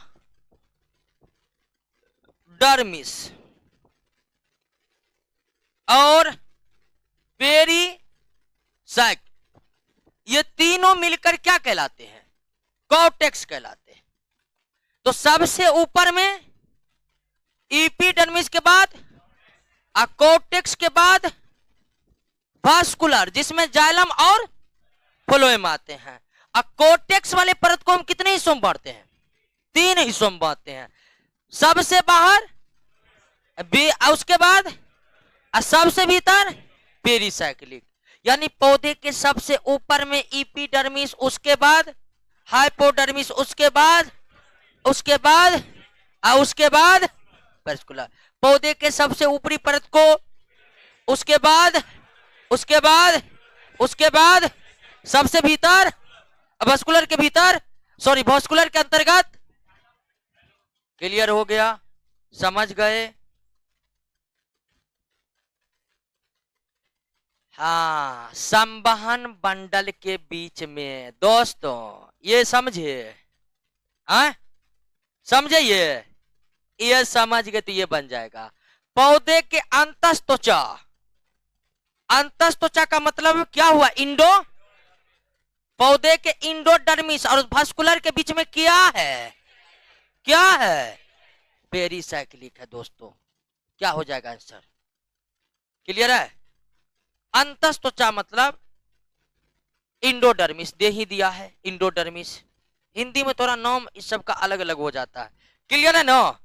कोई दिक्कत नहीं ना? आगे आते हैं। हाँ, परीक्षा में हिंदी इंग्लिश दोनों रहता है। एक तरफ हिंदी और दूसरी तरफ इंग्लिश। अभी तक एक भी एग्जाम नहीं दिया कि जनरल कंपटीशन का है? हंसते का है, गजब है। चलिए दोस्तों, ठीक है, हिंदी इंग्लिश दोनों में रहता है और ये भी हिंदी में गलत भी रहता है। स्पष्ट लिखा रहता है परीक्षा क्वेश्चन पर, अगर हिंदी में कोई दिक्कत है तो सीधे इंग्लिश पर जाइए। इंग्लिश में जो अर्थ है वही सही है। हिंदी में गलत हो सकता है लेकिन इंग्लिश वाला को सही मानना। आइए दोस्तों, कैम्बियम के संबंध में कौन सा एक सही नहीं है? या जाइलम फ्लोएम के बीच में रहता? बिल्कुल। या एक बीजपत्री द्विबीजपत्री दोनों में पाया जाता है? अभी से पहले क्वेश्चन बनाए थे कि एक बीजपत्री में द्वितीयक वृद्धि क्यों नहीं होती है? तो क्योंकि उसमें कैम्बियम।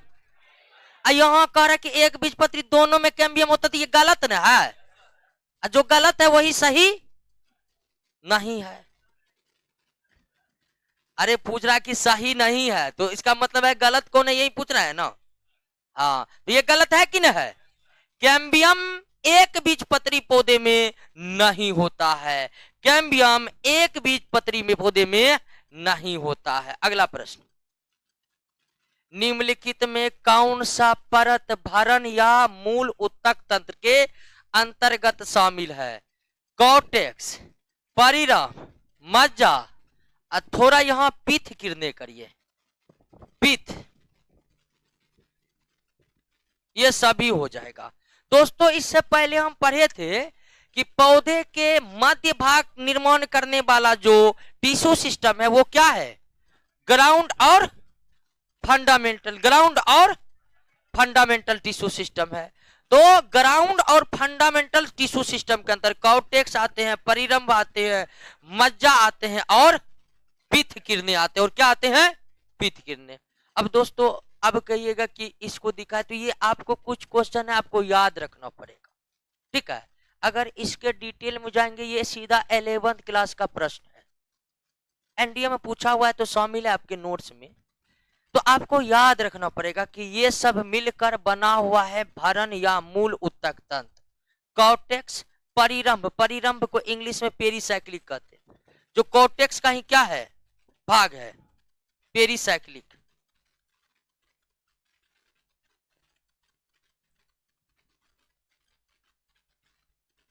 ठीक है, पेरिसाइक्लिक। ठीक है, अब मज्जा को मज्जा ही मैरो कहते हैं, मैरो। ठीक है, क्या बेटी, मैरो कहते हैं, पित्त किरने तो पित्त किरने। ठीक है, तो याद रहेगा कि नहीं रहेगा। चलते हैं आगे दोस्तों। पौधे के भरण उत्तक तंत्र का मुख्य कार्य क्या है। भरण उत्तक तंत्र का मुख्य कार्य है पौधे भोज्य पदार्थों का निर्माण और उसका संग्रह करना।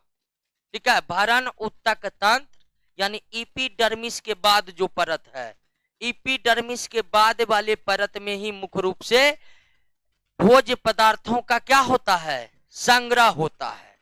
ठीक है, भोज्य पदार्थ का निर्माण भी होता है। प्रकाश संश्लेषण करने वाले जो कोशिकाएं ज्यादातर है वो दूसरे वाले परत में ही होते हैं। तो भरण उत्तक तंत्र का मुख्य काम है भोज्य पदार्थों का निर्माण और उसका संग्रह। ये भरण उत्तक तंत्र जो है इसका English ground tissue system, ground या फंडामेंटल। अब पौधों को अत्यधिक गर्मी या सर्दी से बचाना किस टिश्यू तंत्र का है, इपीडर्मल टिश्यू सिस्टम का ये काम है। यानी कि इपीडर्मल टिश्यू सिस्टम जो है पौधे का, यानी सबसे बाहरी भाग का निर्माण करने वाला, उसका काम है पौधे को अत्यधिक गर्मी, सर्दी तथा परजीवी कवक से बचाना। पानी और भोज्य पदार्थों का जड़ तक पहुंचाना ये जाइलम फ्लोएम का काम है, यानी कि वास्कुलर टिश्यू सिस्टम का काम है। ठीक है, ये किसका काम है दोस्तों, वास्कुलर टिश्यू सिस्टम का काम है। यानी कि 3 ही प्रकार के टिश्यू सिस्टम होते हैं पौधे में। सबसे बाहर वाला को इपीडर्मल, बीच वाला को ग्राउंड या फंडामेंटल, और हिंदी में क्या भरण, सबसे भीतर वाला को वास्कुलर या संवहन। तो वास्कुलर टिश्यू सिस्टम का काम है पानी और भोज्य पदार्थों को जड़ों से पत्ती तक पहुंचाना। ग्राउंड टिश्यू सिस्टम या भरण उत्तक तंत्र का काम है भोज्य पदार्थ का निर्माण तथा उसका संग्रह करना। इपीडर्मल टिश्यू सिस्टम का काम है पौधे को अत्यधिक गर्मी या सर्दी तथा परजीवी कवक से बचाना। निम्नलिखित में कौन अजैव पदार्थ, अजैव मतलब निर्जीव पदार्थ की बात हो रही है, या ऐसे पदार्थ जिसमें कार्बन का अंश मौजूद नहीं है, तो का संचयन कौन करता है, इडियोप्लास्ट। अब ये भी दोस्तों आपके लिए एकलौता प्रश्न, इसको भी आप क्या कर लीजिए, याद कर लीजिए, क्योंकि ये प्रश्न अगर आपके परीक्षा में आएगा ना तो इसी स्वरूप में आएगा, इसके स्वरूप में कोई बदलाव होने वाला नहीं, आप निश्चिंत रहिए इसके लिए। ठीक है, अजैव पदार्थ का संचयन कौन करता है, इडियोप्लास्ट। ये कोलोप्लास्ट का ही मतलब उसी का स्वरूप है। ठीक है, प्लास्ट लगा हुआ है, समझिए ये भी एक प्रकार का प्लास्टिड ही है। क्या है, प्लास्टिड ही है। वह संवहन बंडल जिसमें जाइलम के दोनों ओर फ्लोएम पाए जाते हैं। अब देखिए संवहन बंडल, संवहन बंडल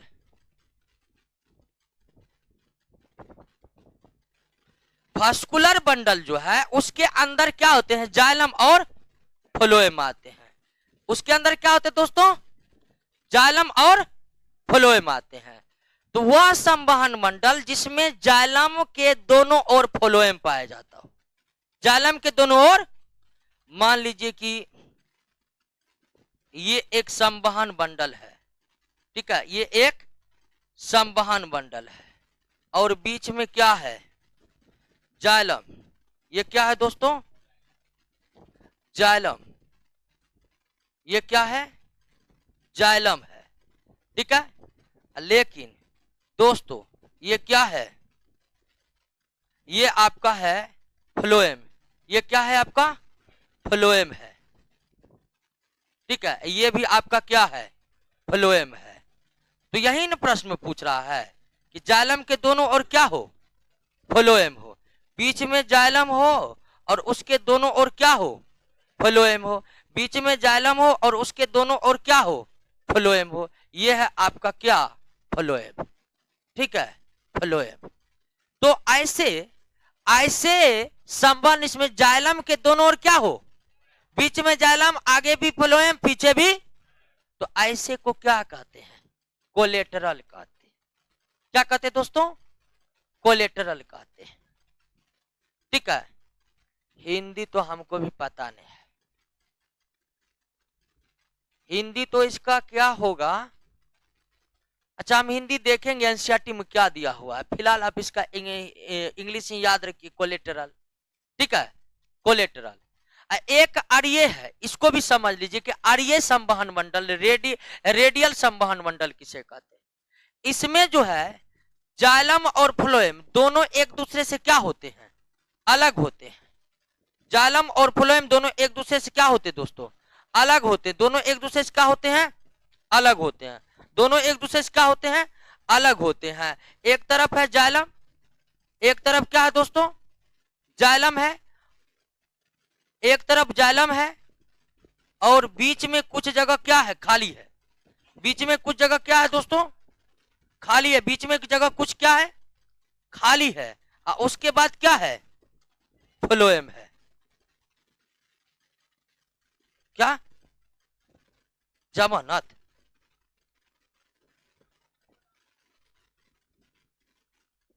कौन कंपनी का डिक्शनरी है? हल्ला नहीं करना है। कौन वेबसाइट दे रहा है? देखिए, ये जाइलम हो गया दोस्तों, ये क्या हो गया? ये जाइलम हो गया। ये क्या हो गया? जाइलम हो गया।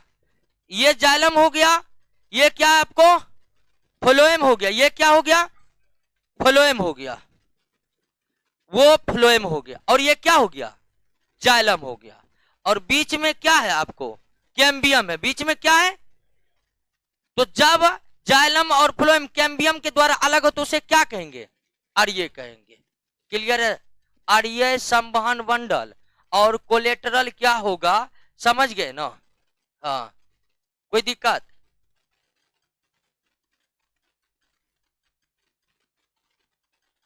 आर्य संवहन मंडल, अभी आर्य बताए ना आपको कि जाइलम और फ्लोएम एक दूसरे से क्या रहते हैं?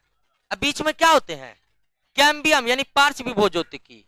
तो आर्य संवहन मंडल कहां पाए जाते हैं? तो एक बीजपत्री के पौधे के जड़ों में, एक बीजपत्री पौधे के जड़ों में, एक बीजपत्री पौधे के जड़ों में पाया जाता है। तो इसको याद रखना है दोस्तों, इसको क्या करना है? याद करना है, क्योंकि इसमें क्यों कैसे वाला कोई सवाल हो नहीं सकता। पाया जाता है तो पाया जाता है। हाँ, क्या हुआ? हाँ,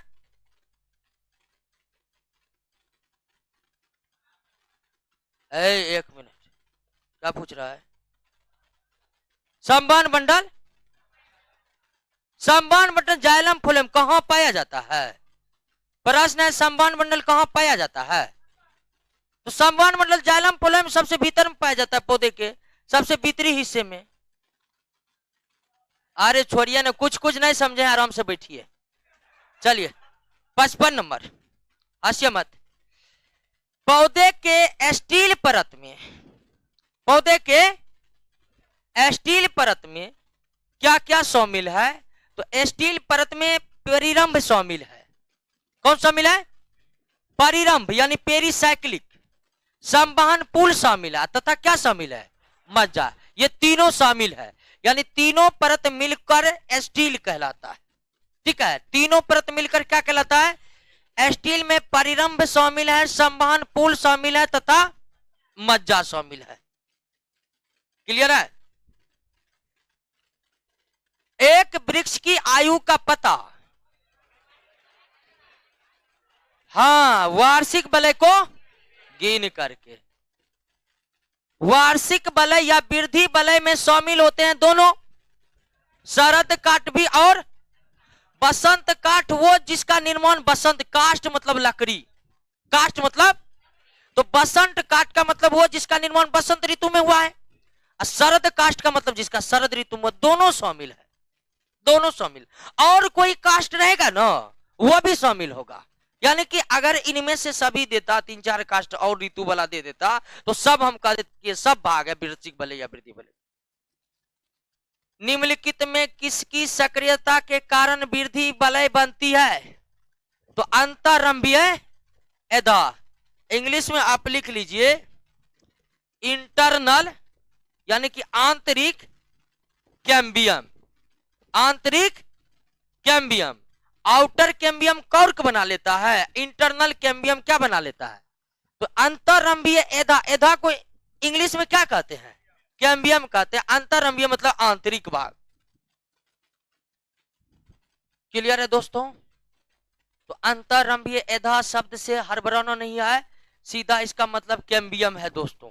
आगे बढ़े।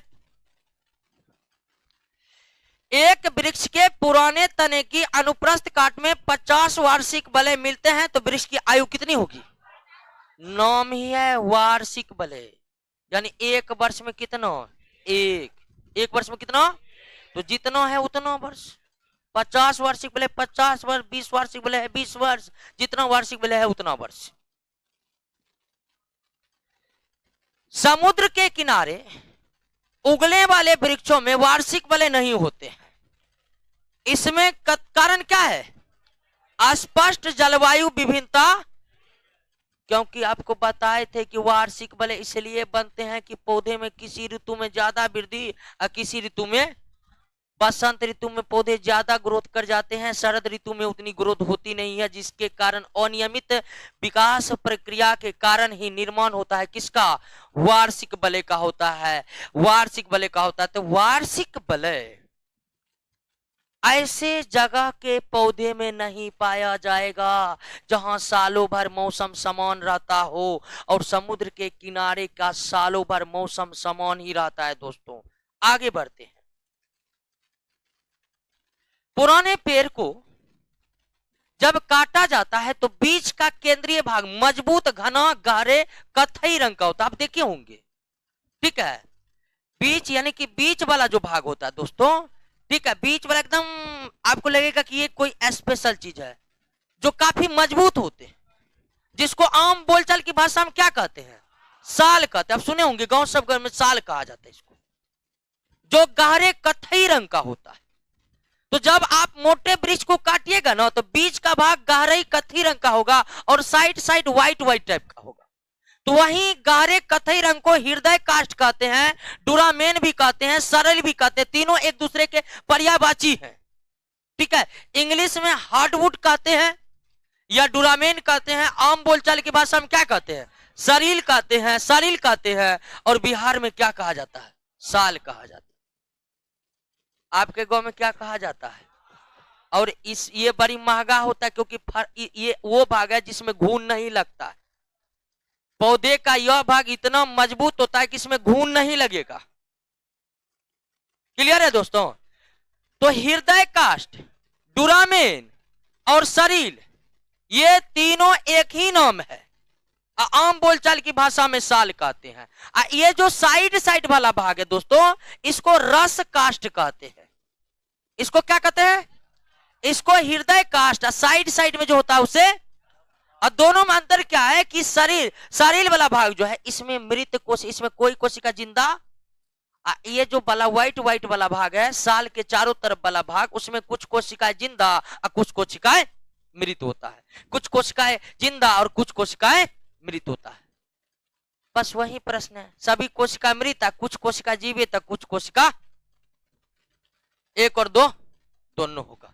यह भी तुरंत बताएं वही प्रश्न के रूप में है यहाँ पर। कहिए 62 तक कोई दिक्कत नहीं ना?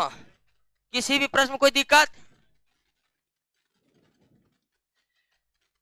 एक प्रश्न में दिक्कत हुआ था बीच में, कोई ना, बाद में पूछ लीजिएगा आप जाते वक्त।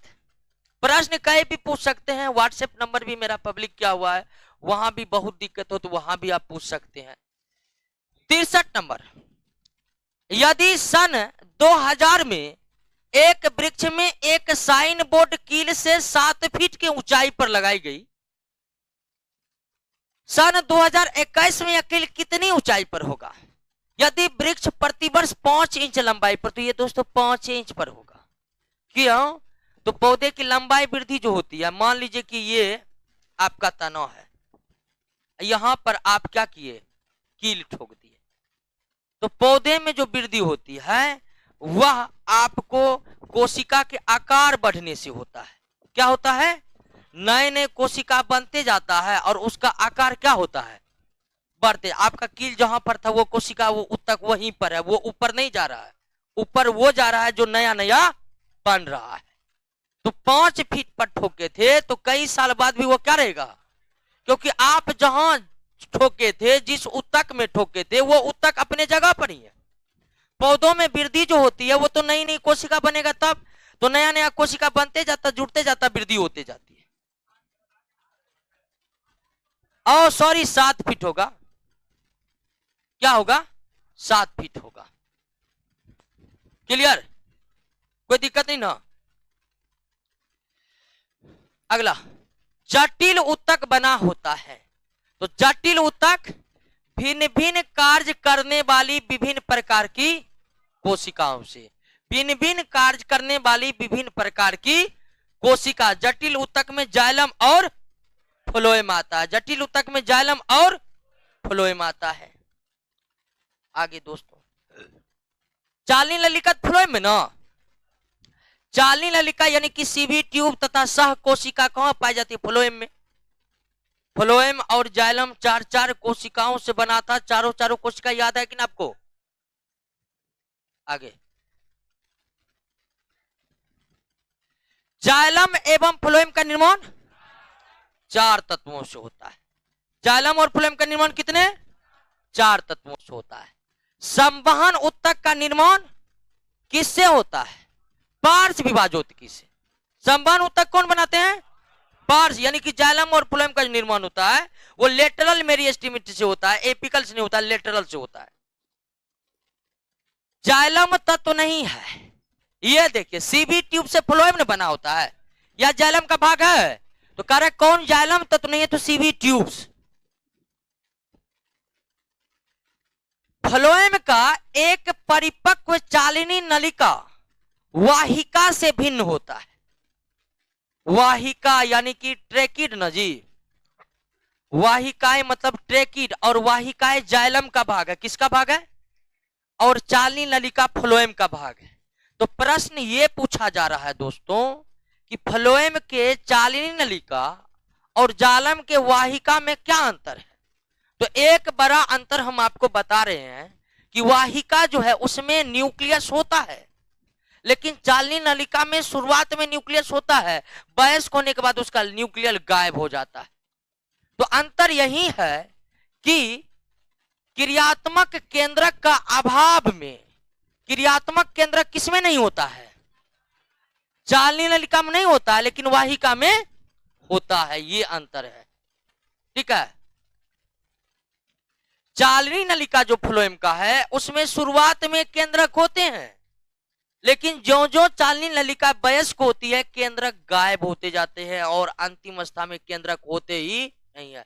जबकि वाहिका में शुरू से लेकर अंत तक केंद्रक होता है, शुरू से लेकर अंत तक केंद्रक होता है। अगला, जाइलम का कौन सा तत्व मुख्य रूप से जल तथा खनिज लवण के परिवहन का कार्य करता है? तो वाहिकाएं और वाहिकाएं, यानी ट्रेकिड्स और वेसल्स ने कहते हैं इंग्लिश में, ट्रेकिड्स। और इसका काम था मजबूती देना। इसका काम क्या था दोस्तों? जाइलम का कौन सा तत्व जीवित कोशिकाओं का बना है? जीवित कोशिका केवल कौन होते हैं? हाँ, बाकी जाइलम का ये तीनों कोशिकाएं मरा हुआ होता है, मृत कोशिका होता है। जीवित कौन होता है? केवल जाइलम मृदु तक ही जीवित होते हैं, जाइलम मृदु तक ही।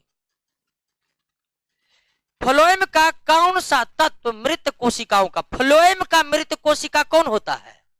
हाँ, ये ब्लास्ट तंतु, ठीक है, ब्लास्ट तंतु यानी ब्लास्ट फाइबर। इसे फ्लोएम फाइबर भी कहा जाता है, यानी कि आप इसे फ्लोएम फाइबर भी कह सकते हैं। ब्लास्ट फाइबर, फ्लोएम फाइबर एक ही चीज है। फ्लोएम का कौन सा तत्व मुख्यतः भोजन पदार्थों का संबंध, ये चालनी नलिका, फ्लोएम का कौन सा तत्व मुख्यतः भोज्य पदार्थ के संवहन में भाग लेता है? कौन लेता है? चालनी नलिका भाग लेता है। कौन लेता है? चालनी नलिका। चालनी नलिकाओं में भोज पदार्थ के संवहन में मदद, चालनी नलिका को होगा दोस्तों, चालनी नलिका को होगा।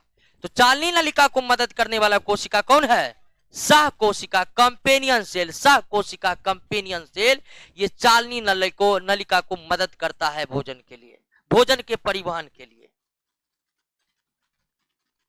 अगला प्रश्न, फ्लोएम का कौन सा तत्व फ्लोएम उत्तक को यांत्रिक सहायता देने का काम कौन करता बताइए? फ्लोएम तंतु। जाइलम का भी तंतु उसे आंतरिक सहायता मदद करता है और फ्लोएम का भी तंतु उसको आंतरिक नहीं यांत्रिक सहायता में मदद करता है दोस्तों। यांत्रिक सहायता, मैकेनिकल सपोर्ट में मदद करता है तंतु यानी फाइबर सेल, जाइलम को भी और फ्लोएम को भी। फ्लोएम उत्तक में चालनी पट्टी कहां पाई जाती है? तो दो चालनी नलिका के बीच चालनी पट्टी पाई जाती है। दो चालनी नलिका सीवी ट्यूब्स के बीच एक पट्टी होता है जो कोशिकाओं से ही निर्मित होता है, उसे चालनी पट्टी कहते हैं। दो चालनी नलिकाओं के बीच चालनी पट्टी पाई जाती है। पौधे में फ्लोएम मुख्यतः उत्तरदायी है। फ्लोएम किसके लिए? आहार वहन के लिए, जाइलम जल वहन के लिए। ठीक है, पौधे में जाइलम मुख्यतः जिम्मेवार है जल वहन करने के लिए और खनिज लवण वहन करने के लिए भी जाइलम ही जिम्मेदार है। शाखाओं से पत्तियां किन कारणों से झड़ जाती है? तो शाखाओं से पत्तियां विलगन परत बनने के कारण झड़ जाती है। कॉर्क यानी कि छाल के ऊपर जो भी परत है कॉर्क, ठीक है, वह कॉर्क विलगन परत बनाता है और विलगन परत के लिए कुछ मोमी जैसे पदार्थ निकलते हैं और यह हार्मोन के प्रभाव के कारण होता है। तो विलगन परत बनते ही पत्तियां और फल दोनों ही पौधे से क्या हो जाते हैं? अलग हो जाते हैं। और यह हार्मोनल काम है, यानी कि यह प्रक्रिया विलगन परत कब बनेगा? तो आयु समाप्त होने के बाद बनेगा। कौन बनवाएगा? तो हार्मोन बनवाएगा। कौन सा हार्मोन बनाएगा? तो यह हार्मोन वाला चैप्टर में पढ़ेंगे। 80 नंबर, निम्नलिखित में से किस एक भारतीय वैज्ञानिक ने पादपों में जल की लंबी दूरी के अभिगमन का सिद्धांत प्रस्तुत किया? हाँ, जेसी बोस, जगदीश चंद्र बसु बोलते हैं, जगदीश चंद्र बसु या बोस भी बोलते हैं उनको।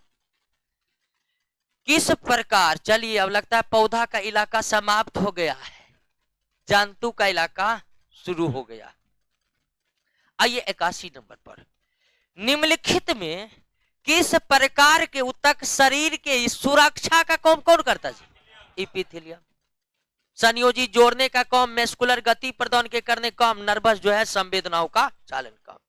क्लियर है? निम्नलिखित उत्तक घाव भरने में भी कौन सहायता करता है? उपकला, क्योंकि घाव त्वचा पर होते हैं। उपकला मतलब इपिथेलियम उत्तक, इपिथेलियम उत्तक। घाव त्वचा पर न होता है, त्वचा किससे बना हुआ है?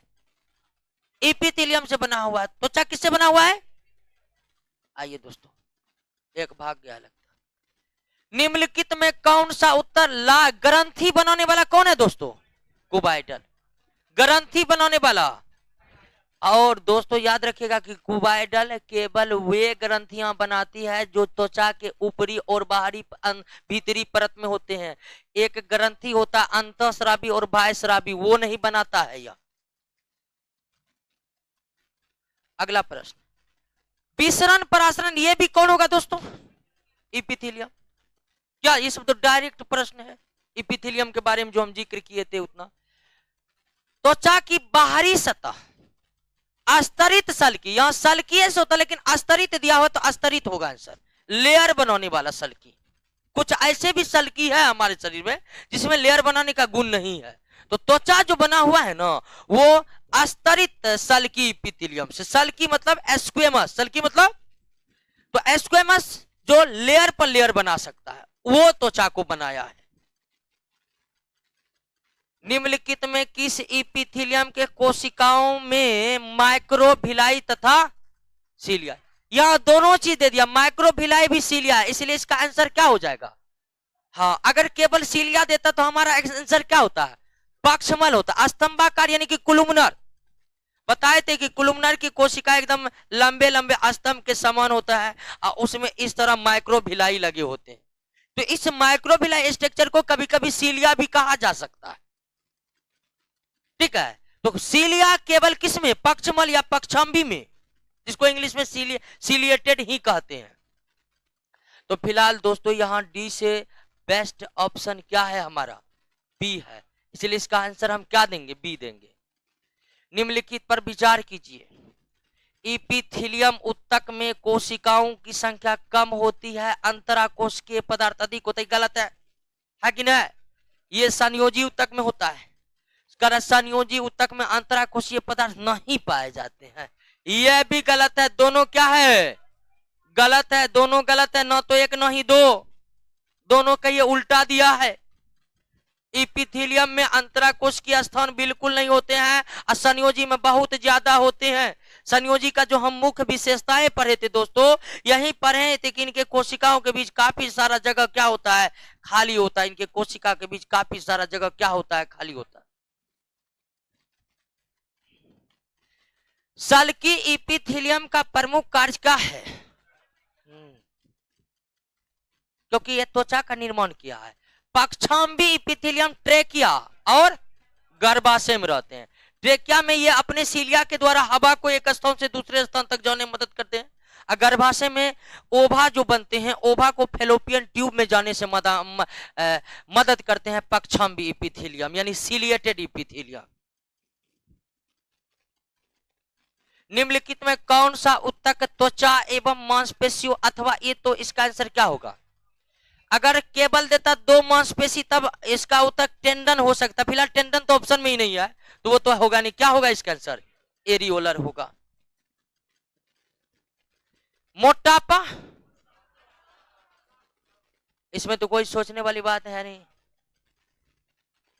शरीर को गर्म रखने हेतु इंग्लिश नाम याद है ना, क्योंकि ज्यादातर इसका इंग्लिश नाम ही इस तरह से लिखा जाता है, एपिडोज, सॉरी, हाँ एडिपोज, एडिपोज। ठीक है, इसी को हिंदी में लिख देगा एडिपोज। तो इंग्लिश नाम भी याद रखिएगा दोस्तों। ऊंट के कुब्बर भी कौन ऊतक होता है दोस्तों, बसा में ऊतक, उसमें बसा भरे रहते हैं। ठीक है, गिर गाय या देसी गाय में भी कुब्बर होता है, उसमें भी बसा भरा होता है। इसीलिए देसी गाय का दूध जो है वो विदेशियों की तुलना में, विदेशी गाय जो जर्सी है, हॉलिस्टियन फ्रीजियन है, उसके तुलना में देसी गाय का दूध काफी स्वादिष्ट होते हैं और अच्छे माने जाते हैं। क्यों, उसमें कुब्बर होता है। जो हाइब्रिड गाय है जैसे जर्सी, उसमें देखिएगा कुब्बर का अभाव होता है। गिर गाय को देखे हैं, गिर गुजरात की नस्ल है, लेकिन बिहार के वातावरण में भी उन्हें पाला जाने लगा है। उसमें बड़े कुब्बर टाइप का होते हैं, और ऊंट में तो स्पष्ट होते थे, वो बसा ऊतक से ही भरे होते दोस्तों। अगला, निम्नलिखित में किस ऊतक की कोशिकाओं में बसा की बूंद, ये भी क्या होगा दोस्तों, बसा संयोजी ऊतक। कितना बसा है जी। निम्नलिखित में कौन ऊतक है, तो रुधिर, ब्लड। अमाशय अंग है, यकृत अंग है, वृक्क यानी किडनी अंग है, लेकिन ब्लड क्या है, ऊतक है।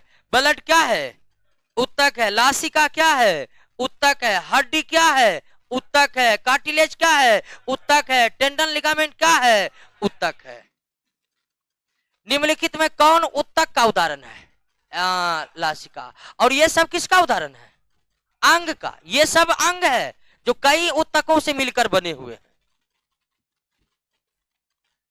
निम्नलिखित में कौन संयोजी ऊतक है, बताइए। सभी संयोजी ऊतक है। निम्नलिखित में कौन एक शरीर को गर्म रखने के, देखिए यहां पर बसा में होगा, हालांकि बसा में कौन ऊतक है, संयोजी ऊतक है, लेकिन यहां पर सबसे सर्वश्रेष्ठ विकल्प फिर मेरा क्या है, बसा में ऊतक है। क्लियर है। श्वेत तथा पीला तंतु ये तो किसमें पाया जाता है, बताए थे कि एरियोलर में जो मैट्रिक्स है उसमें 3 प्रकार के महत्वपूर्ण कोशिका, mast cell, white fibre cell और येलो फाइबर सेल पाया जाता है। कोंड्रिन नामक प्रोटीन किसमें? उपास्थि। ओसिन नामक प्रोटीन अस्थि में। अस्थि में ओसिन प्रोटीन और कोंड्रिन में उपास्थीन प्रोटीन। टेंडन का निर्माण होता है कि ये श्वेत ना व्हाइट फाइबर टिश्यू से, लिगामेंट येलो फाइबर टिश्यू से। टेंडन श्वेत फाइबर से, लिगामेंट येलो फाइबर से। लिगामेंट पीला तंतुमय ऊतक से। लिगामेंट किससे दोस्तों? टेंडन श्वेत से। टेंडन श्वेत से। टेंडन तथा लिगामेंट किस प्रकार के ऊतक? संयोजी ऊतक। यानी कहिए पौधे का ऊतक का भी आप प्रश्न बनाए और जंतु का भी बना रहे। पौधे वाला भारी था क्या? जंतु वाला उतना भारी लग रहा है आपको? नहीं लग रहा है? अच्छा आइए पढ़िए तो इसको। करा कि विचार कीजिए, टेंडन मांसपेशी को अस्थि अथवा दूसरी मांसपेशी जोड़ता, सही है? बिल्कुल सही है। लिगामेंट हड्डी से हड्डी का जोड़ने काम करता है। यानी दोनों कथन क्या है? दोनों कथन क्या दोस्तों? सही है। सेबेशियस ग्रंथियां स्तनियों के त्वचा के डर्मिस में। सेबेशियस ग्रंथियां वो ग्रंथियां है जो त्वचा के डर्मिस में, ठीक है। श्वेत ग्रंथि के बारे में पूछे, कौन ग्रंथि? श्वेत ग्रंथि, पसीना वाला ग्रंथि, जिससे क्या निकलता है? पसीना। एपिडर्मिस में। त्वचा के ऊपरी परत को क्या कहते हैं? वैसे इंग्लिश वर्ड ईपी का मतलब ही होता है ऊपर में। जहां ईपी लग गया समझिए ऊपर का ही बात हो रहा है। तो त्वचा के ऊपरी परत को क्या कहते हैं? जिसमें कौन ग्रंथि है?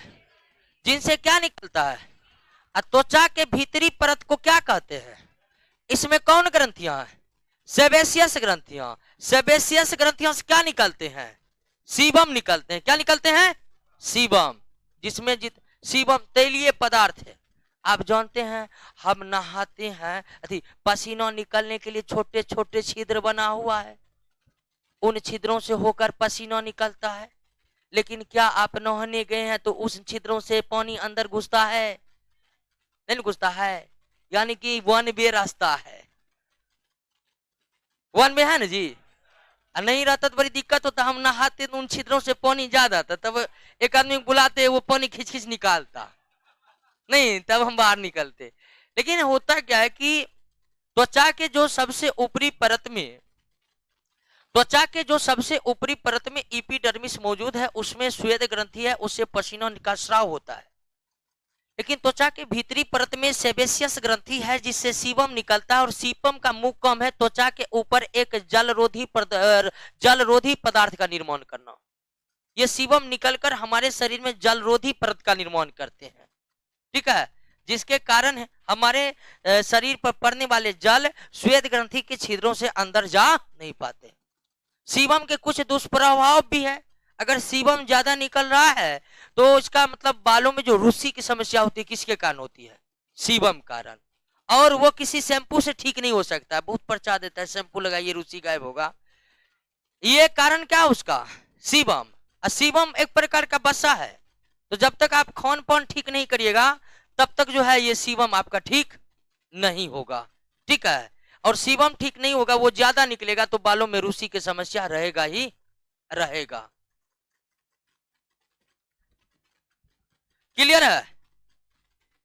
लेक्राइमल ग्रंथि आंसू में। अब पूछेगा अंग किस अंग में पाया जाता है, तो आंख में। लेक्राइमल ग्रंथि कहां? आंख में। किस ऊतक से तलवे, खूर और सींग? किरेटिन। किरेटिन। किरेटिन एक प्रकार का प्रोटीन है, ब्रैकेट में लिख दीजिए प्रोटीन। किरेटिन एक प्रकार का क्या दोस्तों? प्रोटीन है, प्रोटीन। ऑस्टियोब्लास्ट बताइएगा दोस्तों। ऑस्टियोब्लास्ट किसमें? अस्थि में पाया जाता है। कॉन्ड्रियोब्लास्ट उपास्थि में। कॉन्ड्रियोब्लास्ट आ गया किसमें? उपास्थि में। ऑस्टियोब्लास्ट अस्थि के कोशिका का नाम है, कॉन्ड्रियोब्लास्ट उपास्थि के कोशिका का नाम है। मास्ट कोशिका बताइए संयोजी ऊतक में ना। संयोजी ऊतक के एरियोलर में, संयोजी ऊतक के एरियोलर में ये मौजूद रहता है। एरियुलर ऊतक में पाए जाने वाले निम्नलिखित कोशिका में कौन रुधिर वाहिनी को फैलाने का काम कर हिस्टामिन करता है? और हिस्टामिन कहां से निकलता है? मास्ट कोशिका से। सिकुड़ाने का काम सीरोटोनिन करता है, वो भी कहां से निकलता है?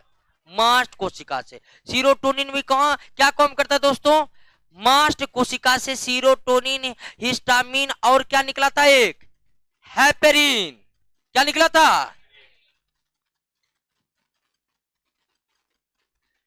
निम्नलिखित में कौन सा पीलहा यकृत अस्थि? ये नहीं बना होगा। इसमें कौन रहता है? जल का जालवत संयोजी ऊतक। इंग्लिश भी देख लीजिए, reticular connective tissue. Connective tissue.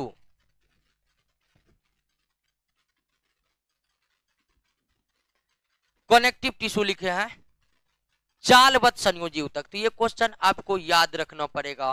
पिलहा यकृत, पिलहा को इंग्लिश में स्प्लीन कहते हैं, स्प्लीन कहते हैं, हाँ स्प्लीन कहते हैं। यकृत, अस्थि मज्जा, इन तीनों के भीतर में कौन संयोजी ऊतक?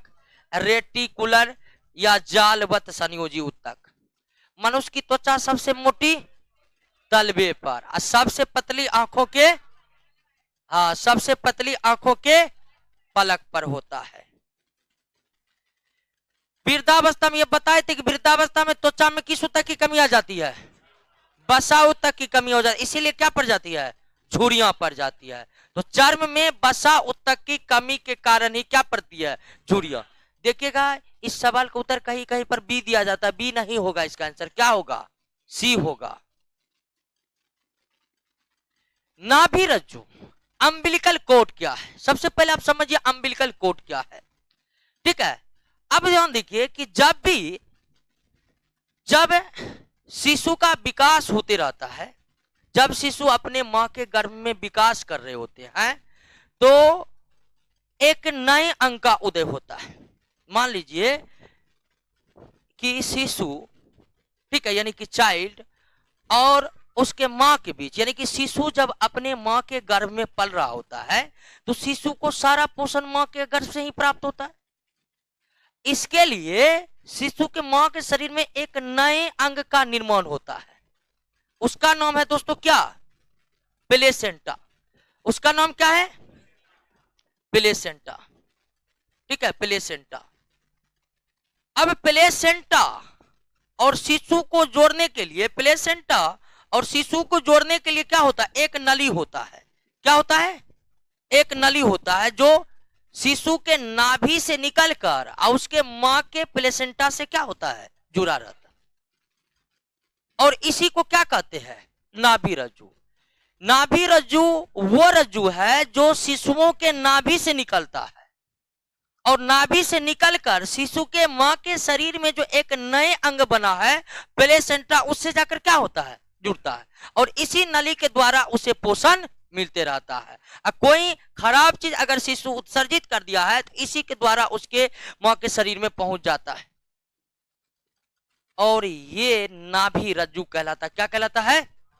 अब देखिए जब शिशु जन्म ले लेता है तो शिशु जन्म ले लेता है तब उसे अब मुंह के द्वारा पोषण प्राप्त करना है, इसीलिए नाभि रज्जु कोई काम होता है, इसीलिए डॉक्टर्स को काट कर क्या कर देते हैं? हटा देते हैं, ठीक है। डॉक्टर्स को काट कर क्या कर देते हैं?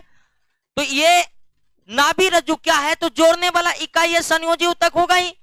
आज चूंकि यह भ्रूण को आपस में जोड़ता है तो इसे भ्रूणीय संयोजी ऊतक कहते हैं। क्या कहते हैं? इसका भी ऊतक कहीं कहीं प्रौढ़ देता है, वयस्क संयोजी ऊतक इसका नहीं, ये भ्रूणीय अवस्था में निर्मित होता है। तो नाभि रज्जु वे अंग है जो शिशु और उसके मां के बीच संपर्क स्थल का काम करता है। किसका काम करता है? संपर्क स्थल का काम करता है। क्लियर हो गया? हैबर्सियन तंतु ये तो बताए थे केवल किसमें? स्तनियों के अस्थि में काम करता है। हैबर्सियन तंतु किसके अस्थि में काम करता है? केवल हैबर्सियन तंतु केवल किसमें? स्तनी, यानी केवल मेमेलिया में पाया जाता है, बताए थे। इसका कोई विशेष कार्य नहीं है, बस यह एक नलियों की समान संरचना है जो स्तनधारी के पूरे हड्डी में फैले रहते हैं। हिस्टामिन एक प्रकार का प्रोटीन है जो एलर्जी प्रतिक्रियाओं पर भी काम करता है, यानी कि हिस्टामिन के कारण हमारे शरीर में एलर्जी उत्पन्न होती है। और हालांकि रुधिर वाहिनी को फैलाने का भी काम ये करता है। कोलेजन फाइबर, कोलेजन वही जो आपको व्हाइट फाइबर सेल में था, जो टेंडन का निर्माण किया था, वे हमारे शरीर में 1/3 जितने भी प्रोटीन है उसका 1/3 कोलेजन है। संयोजी ऊतक का अधिकांश प्रोटीन जब 1/3 कोलेजन है दोस्तों, तो अधिकांश क्या होगा? कोलेजन। ये भी याद रखने वाला बात है। हो गया? अभी और है? कितना है? बोलने दीजिए, समय पर 20 को छोड़ेंगे जी। बाह्य कर्ण में क्या पाए जाते हैं? उपास्थि पाए जाते हैं। बाह्य कर्ण में उपास्थि। अब खत्म ही कर देंगे, फिर अगला दिन से नया चैप्टर चालू करेंगे, ठीक है? हाँ, 5 मिनट में। शारीरिक अंगों के गति के लिए कौन दी मजार है दोस्तों? पेशी ऊतक। गति करना इसी काम था, पेशी ऊतक। सार्कोप्लाज्म नामक तरल किसमें? पेशी ऊतक में। सार्कोप्लाज्म किसमें दोस्तों? और सार्कोप्लाज्म एक प्रकार का कोशिका द्रव है। क्या है? कोशिका द्रव है। आरेखित तथा रेखित ऊतक मूल रूप से किस प्रकार के ऊतक? ये तो पेशी ऊतक है। आरेखित और रेखित क्या है? पेशी ऊतक है। नेत्र के आयरिस में हमारे इच्छा के अधीन काम करने वाले पेशी होते हैं? नहीं। जो इच्छा के अधीन नहीं होते उसको क्या कहते दोस्तों? आरेखित कहते। क्या कहते उसको? आरेखित कहते हैं। इंटरकैलेटेड डिस्क ये कार्डियक पेशी में होता है, इसको याद रखिएगा, ठीक है? इंटरकैलेटेड डिस्क कार्डियक पेशी में होता है। किस पेशी में? कार्डियक पेशी में होता है। निम्नलिखित में कौन पेशी ऐच्छिक? ऐच्छिक कौन होता है? रेखित। और सबसे ज्यादा यही होता है। आहार नाल के एक भाग से दूसरे भाग, आहार नाल यानी कि मुंह से लेकर अमाशय, अमाशय से लेकर छोटी आंत, तो क्या मुंह से लेकर अमाशय, अमाशय से लेकर छोटी आंत भोजन हमारे इच्छा के अधीन जाता है? और जब इच्छा का अधीन नहीं है तो वहां कौन होगा? आरेखित होगा। अगला, मायोफाइब्रिल नामक रचना पेशी ऊतक में होता है, ठीक है?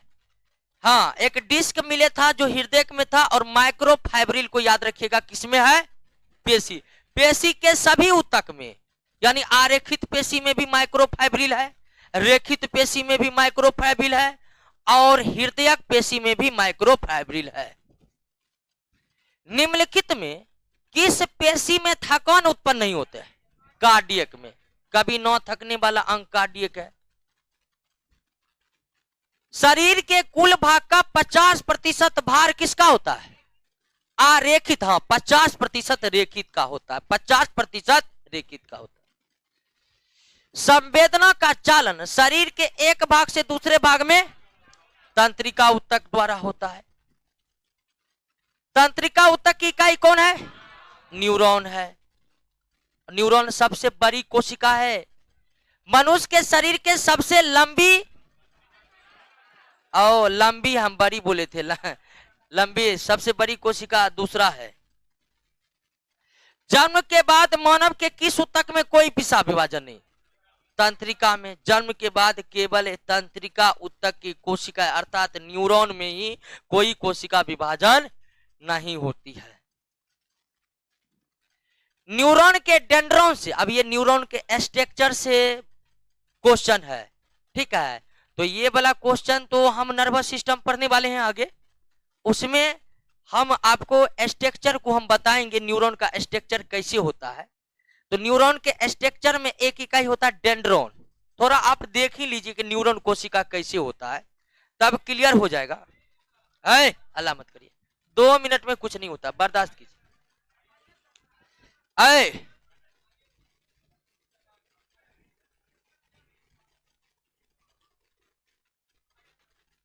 बता रहे हैं।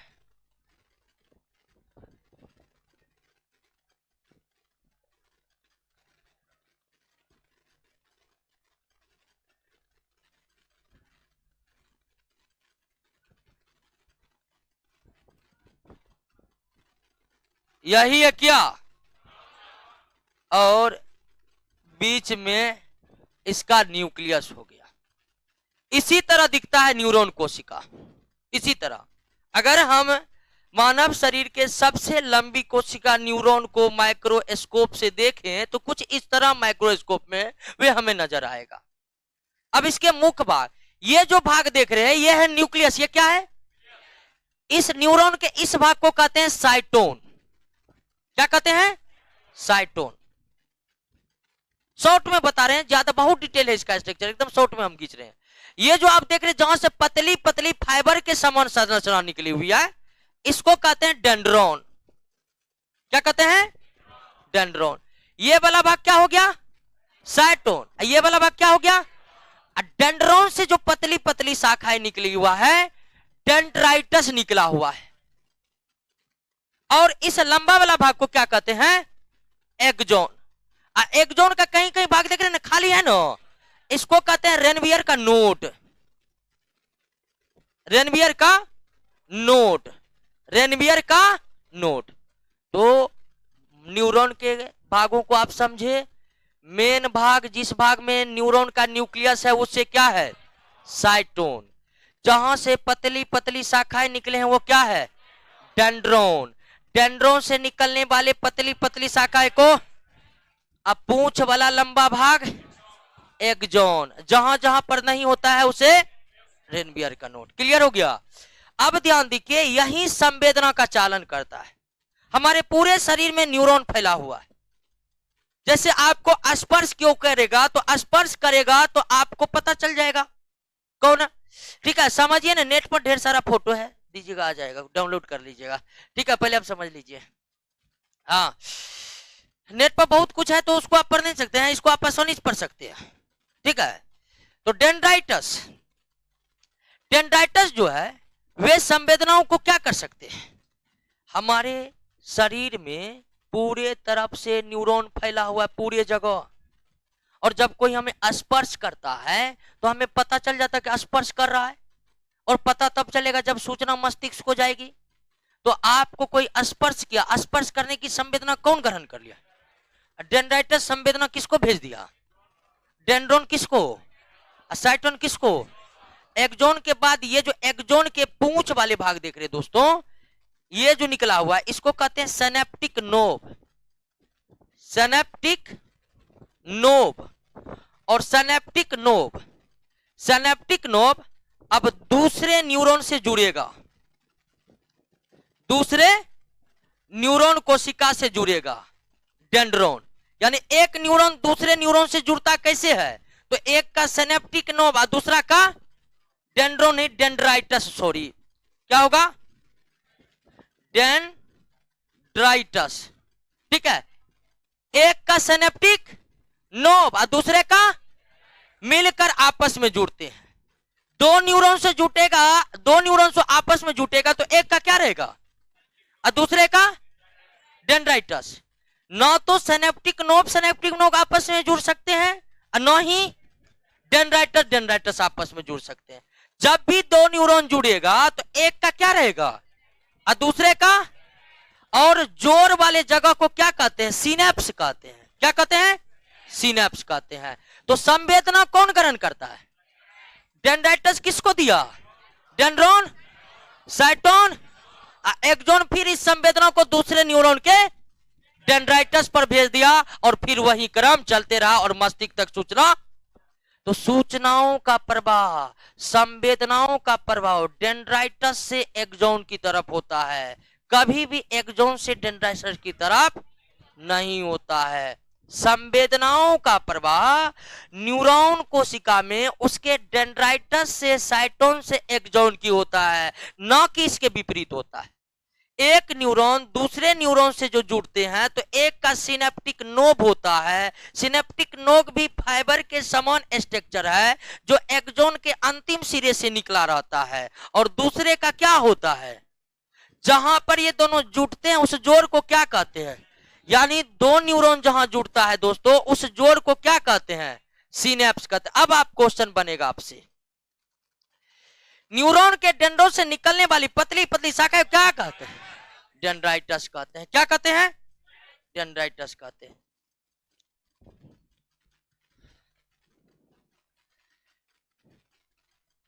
रेनवियर का नोड कहां पाया जाता है? तंत्रिका में पाया जाता है। अभी न्यूरॉन के स्ट्रक्चर में हम बताए थे, दो न्यूरॉन के जोड़ को सिनेप्स। न्यूरॉन कोशिका में संवेदना का संचार कैसे होता है? न्यूरॉन के डेंड्राइटर से दूसरे न्यूरॉन के,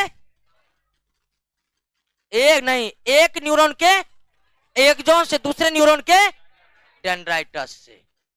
ठीक है, समझे कि नहीं समझे बात को? बायोप्सी, बायोप्सी एक टेस्ट है और इसके लिए, और बायोप्सी की जरूरत तब पड़ती है जब पता करना होता है कैंसर की बीमारी का। यानी कि जब डॉक्टर को शक होता है कि इसको कैंसर है या न है, तब कौन परीक्षण किया जाता है? बायोप्सी। तो बायोप्सी परीक्षण से मुख्य रूप से कैंसर बीमारी की जांच की जाती है। और इस बीमारी में इसमें क्या किया जाता है, तो डॉक्टर को जिस भाग पर शक होता है कि यहां पर कैंसर हो सकता है, तो उस भाग के ऊतक को काट कर क्या कर देता है? हटा देता है।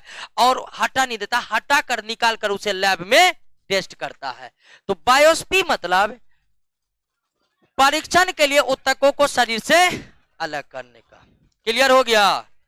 अब दोस्तों जाकर के नोट को सीधे रैक पर फेंक दीजिएगा, फोन कर दीजिएगा सोनू को मुर्गा लेकर आओ।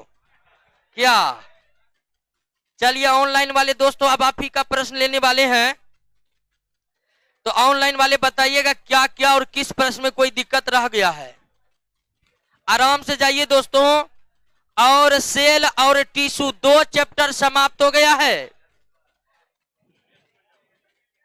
चलिए ऋचा, आर्या, रवि कुमार, कहिए कोई प्रॉब्लम है तो।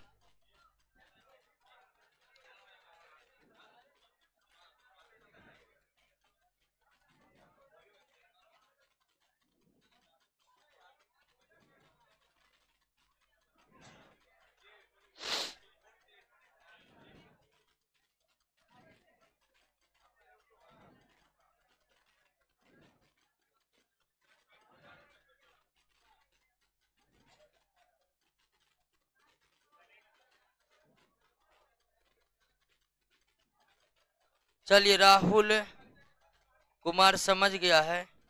टिकरामपुर, सन्नी कुमार, कोई प्रॉब्लम नहीं है। चलिए सारे क्वेश्चन समझ गए हैं। पूजा यादव,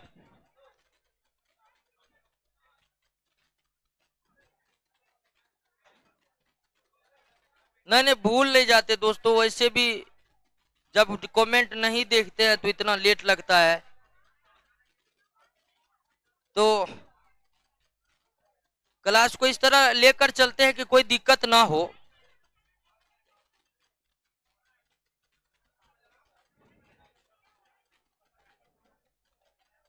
चलिए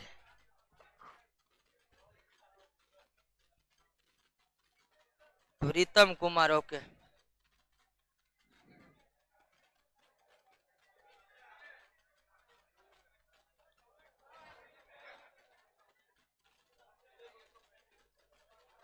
चलिए यस यस पूजा यादव, हम देख लिए आपका। कोई प्रश्न में कोई दिक्कत रह गया है? आर चौहान, एन, एन का मतलब क्या हुआ? R Chauhan ji, Richa Arya, okay. 120 number प्रश्न को निकालिए तो। यादव आदर्श, 120 में दिक्कत है।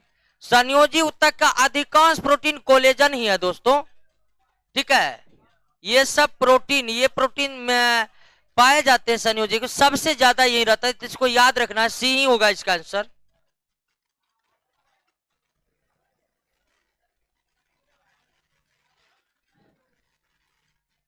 अगला क्लास अब मेरा शनिवार को होगा।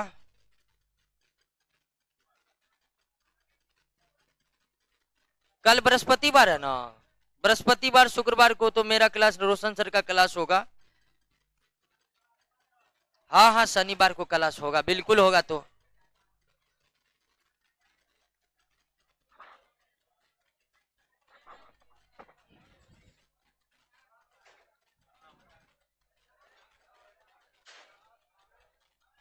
लोग रुक जाइए, थोड़ा देर रुकिए, तो निकलने दीजिए, सिस्टर लोग को निकलने दीजिए, निकलिए।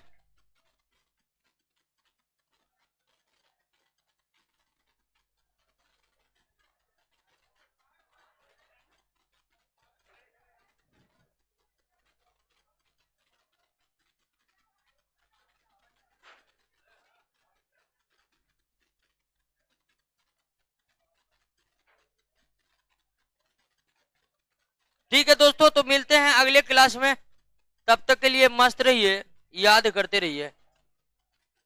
राहुल टिकरामपुर।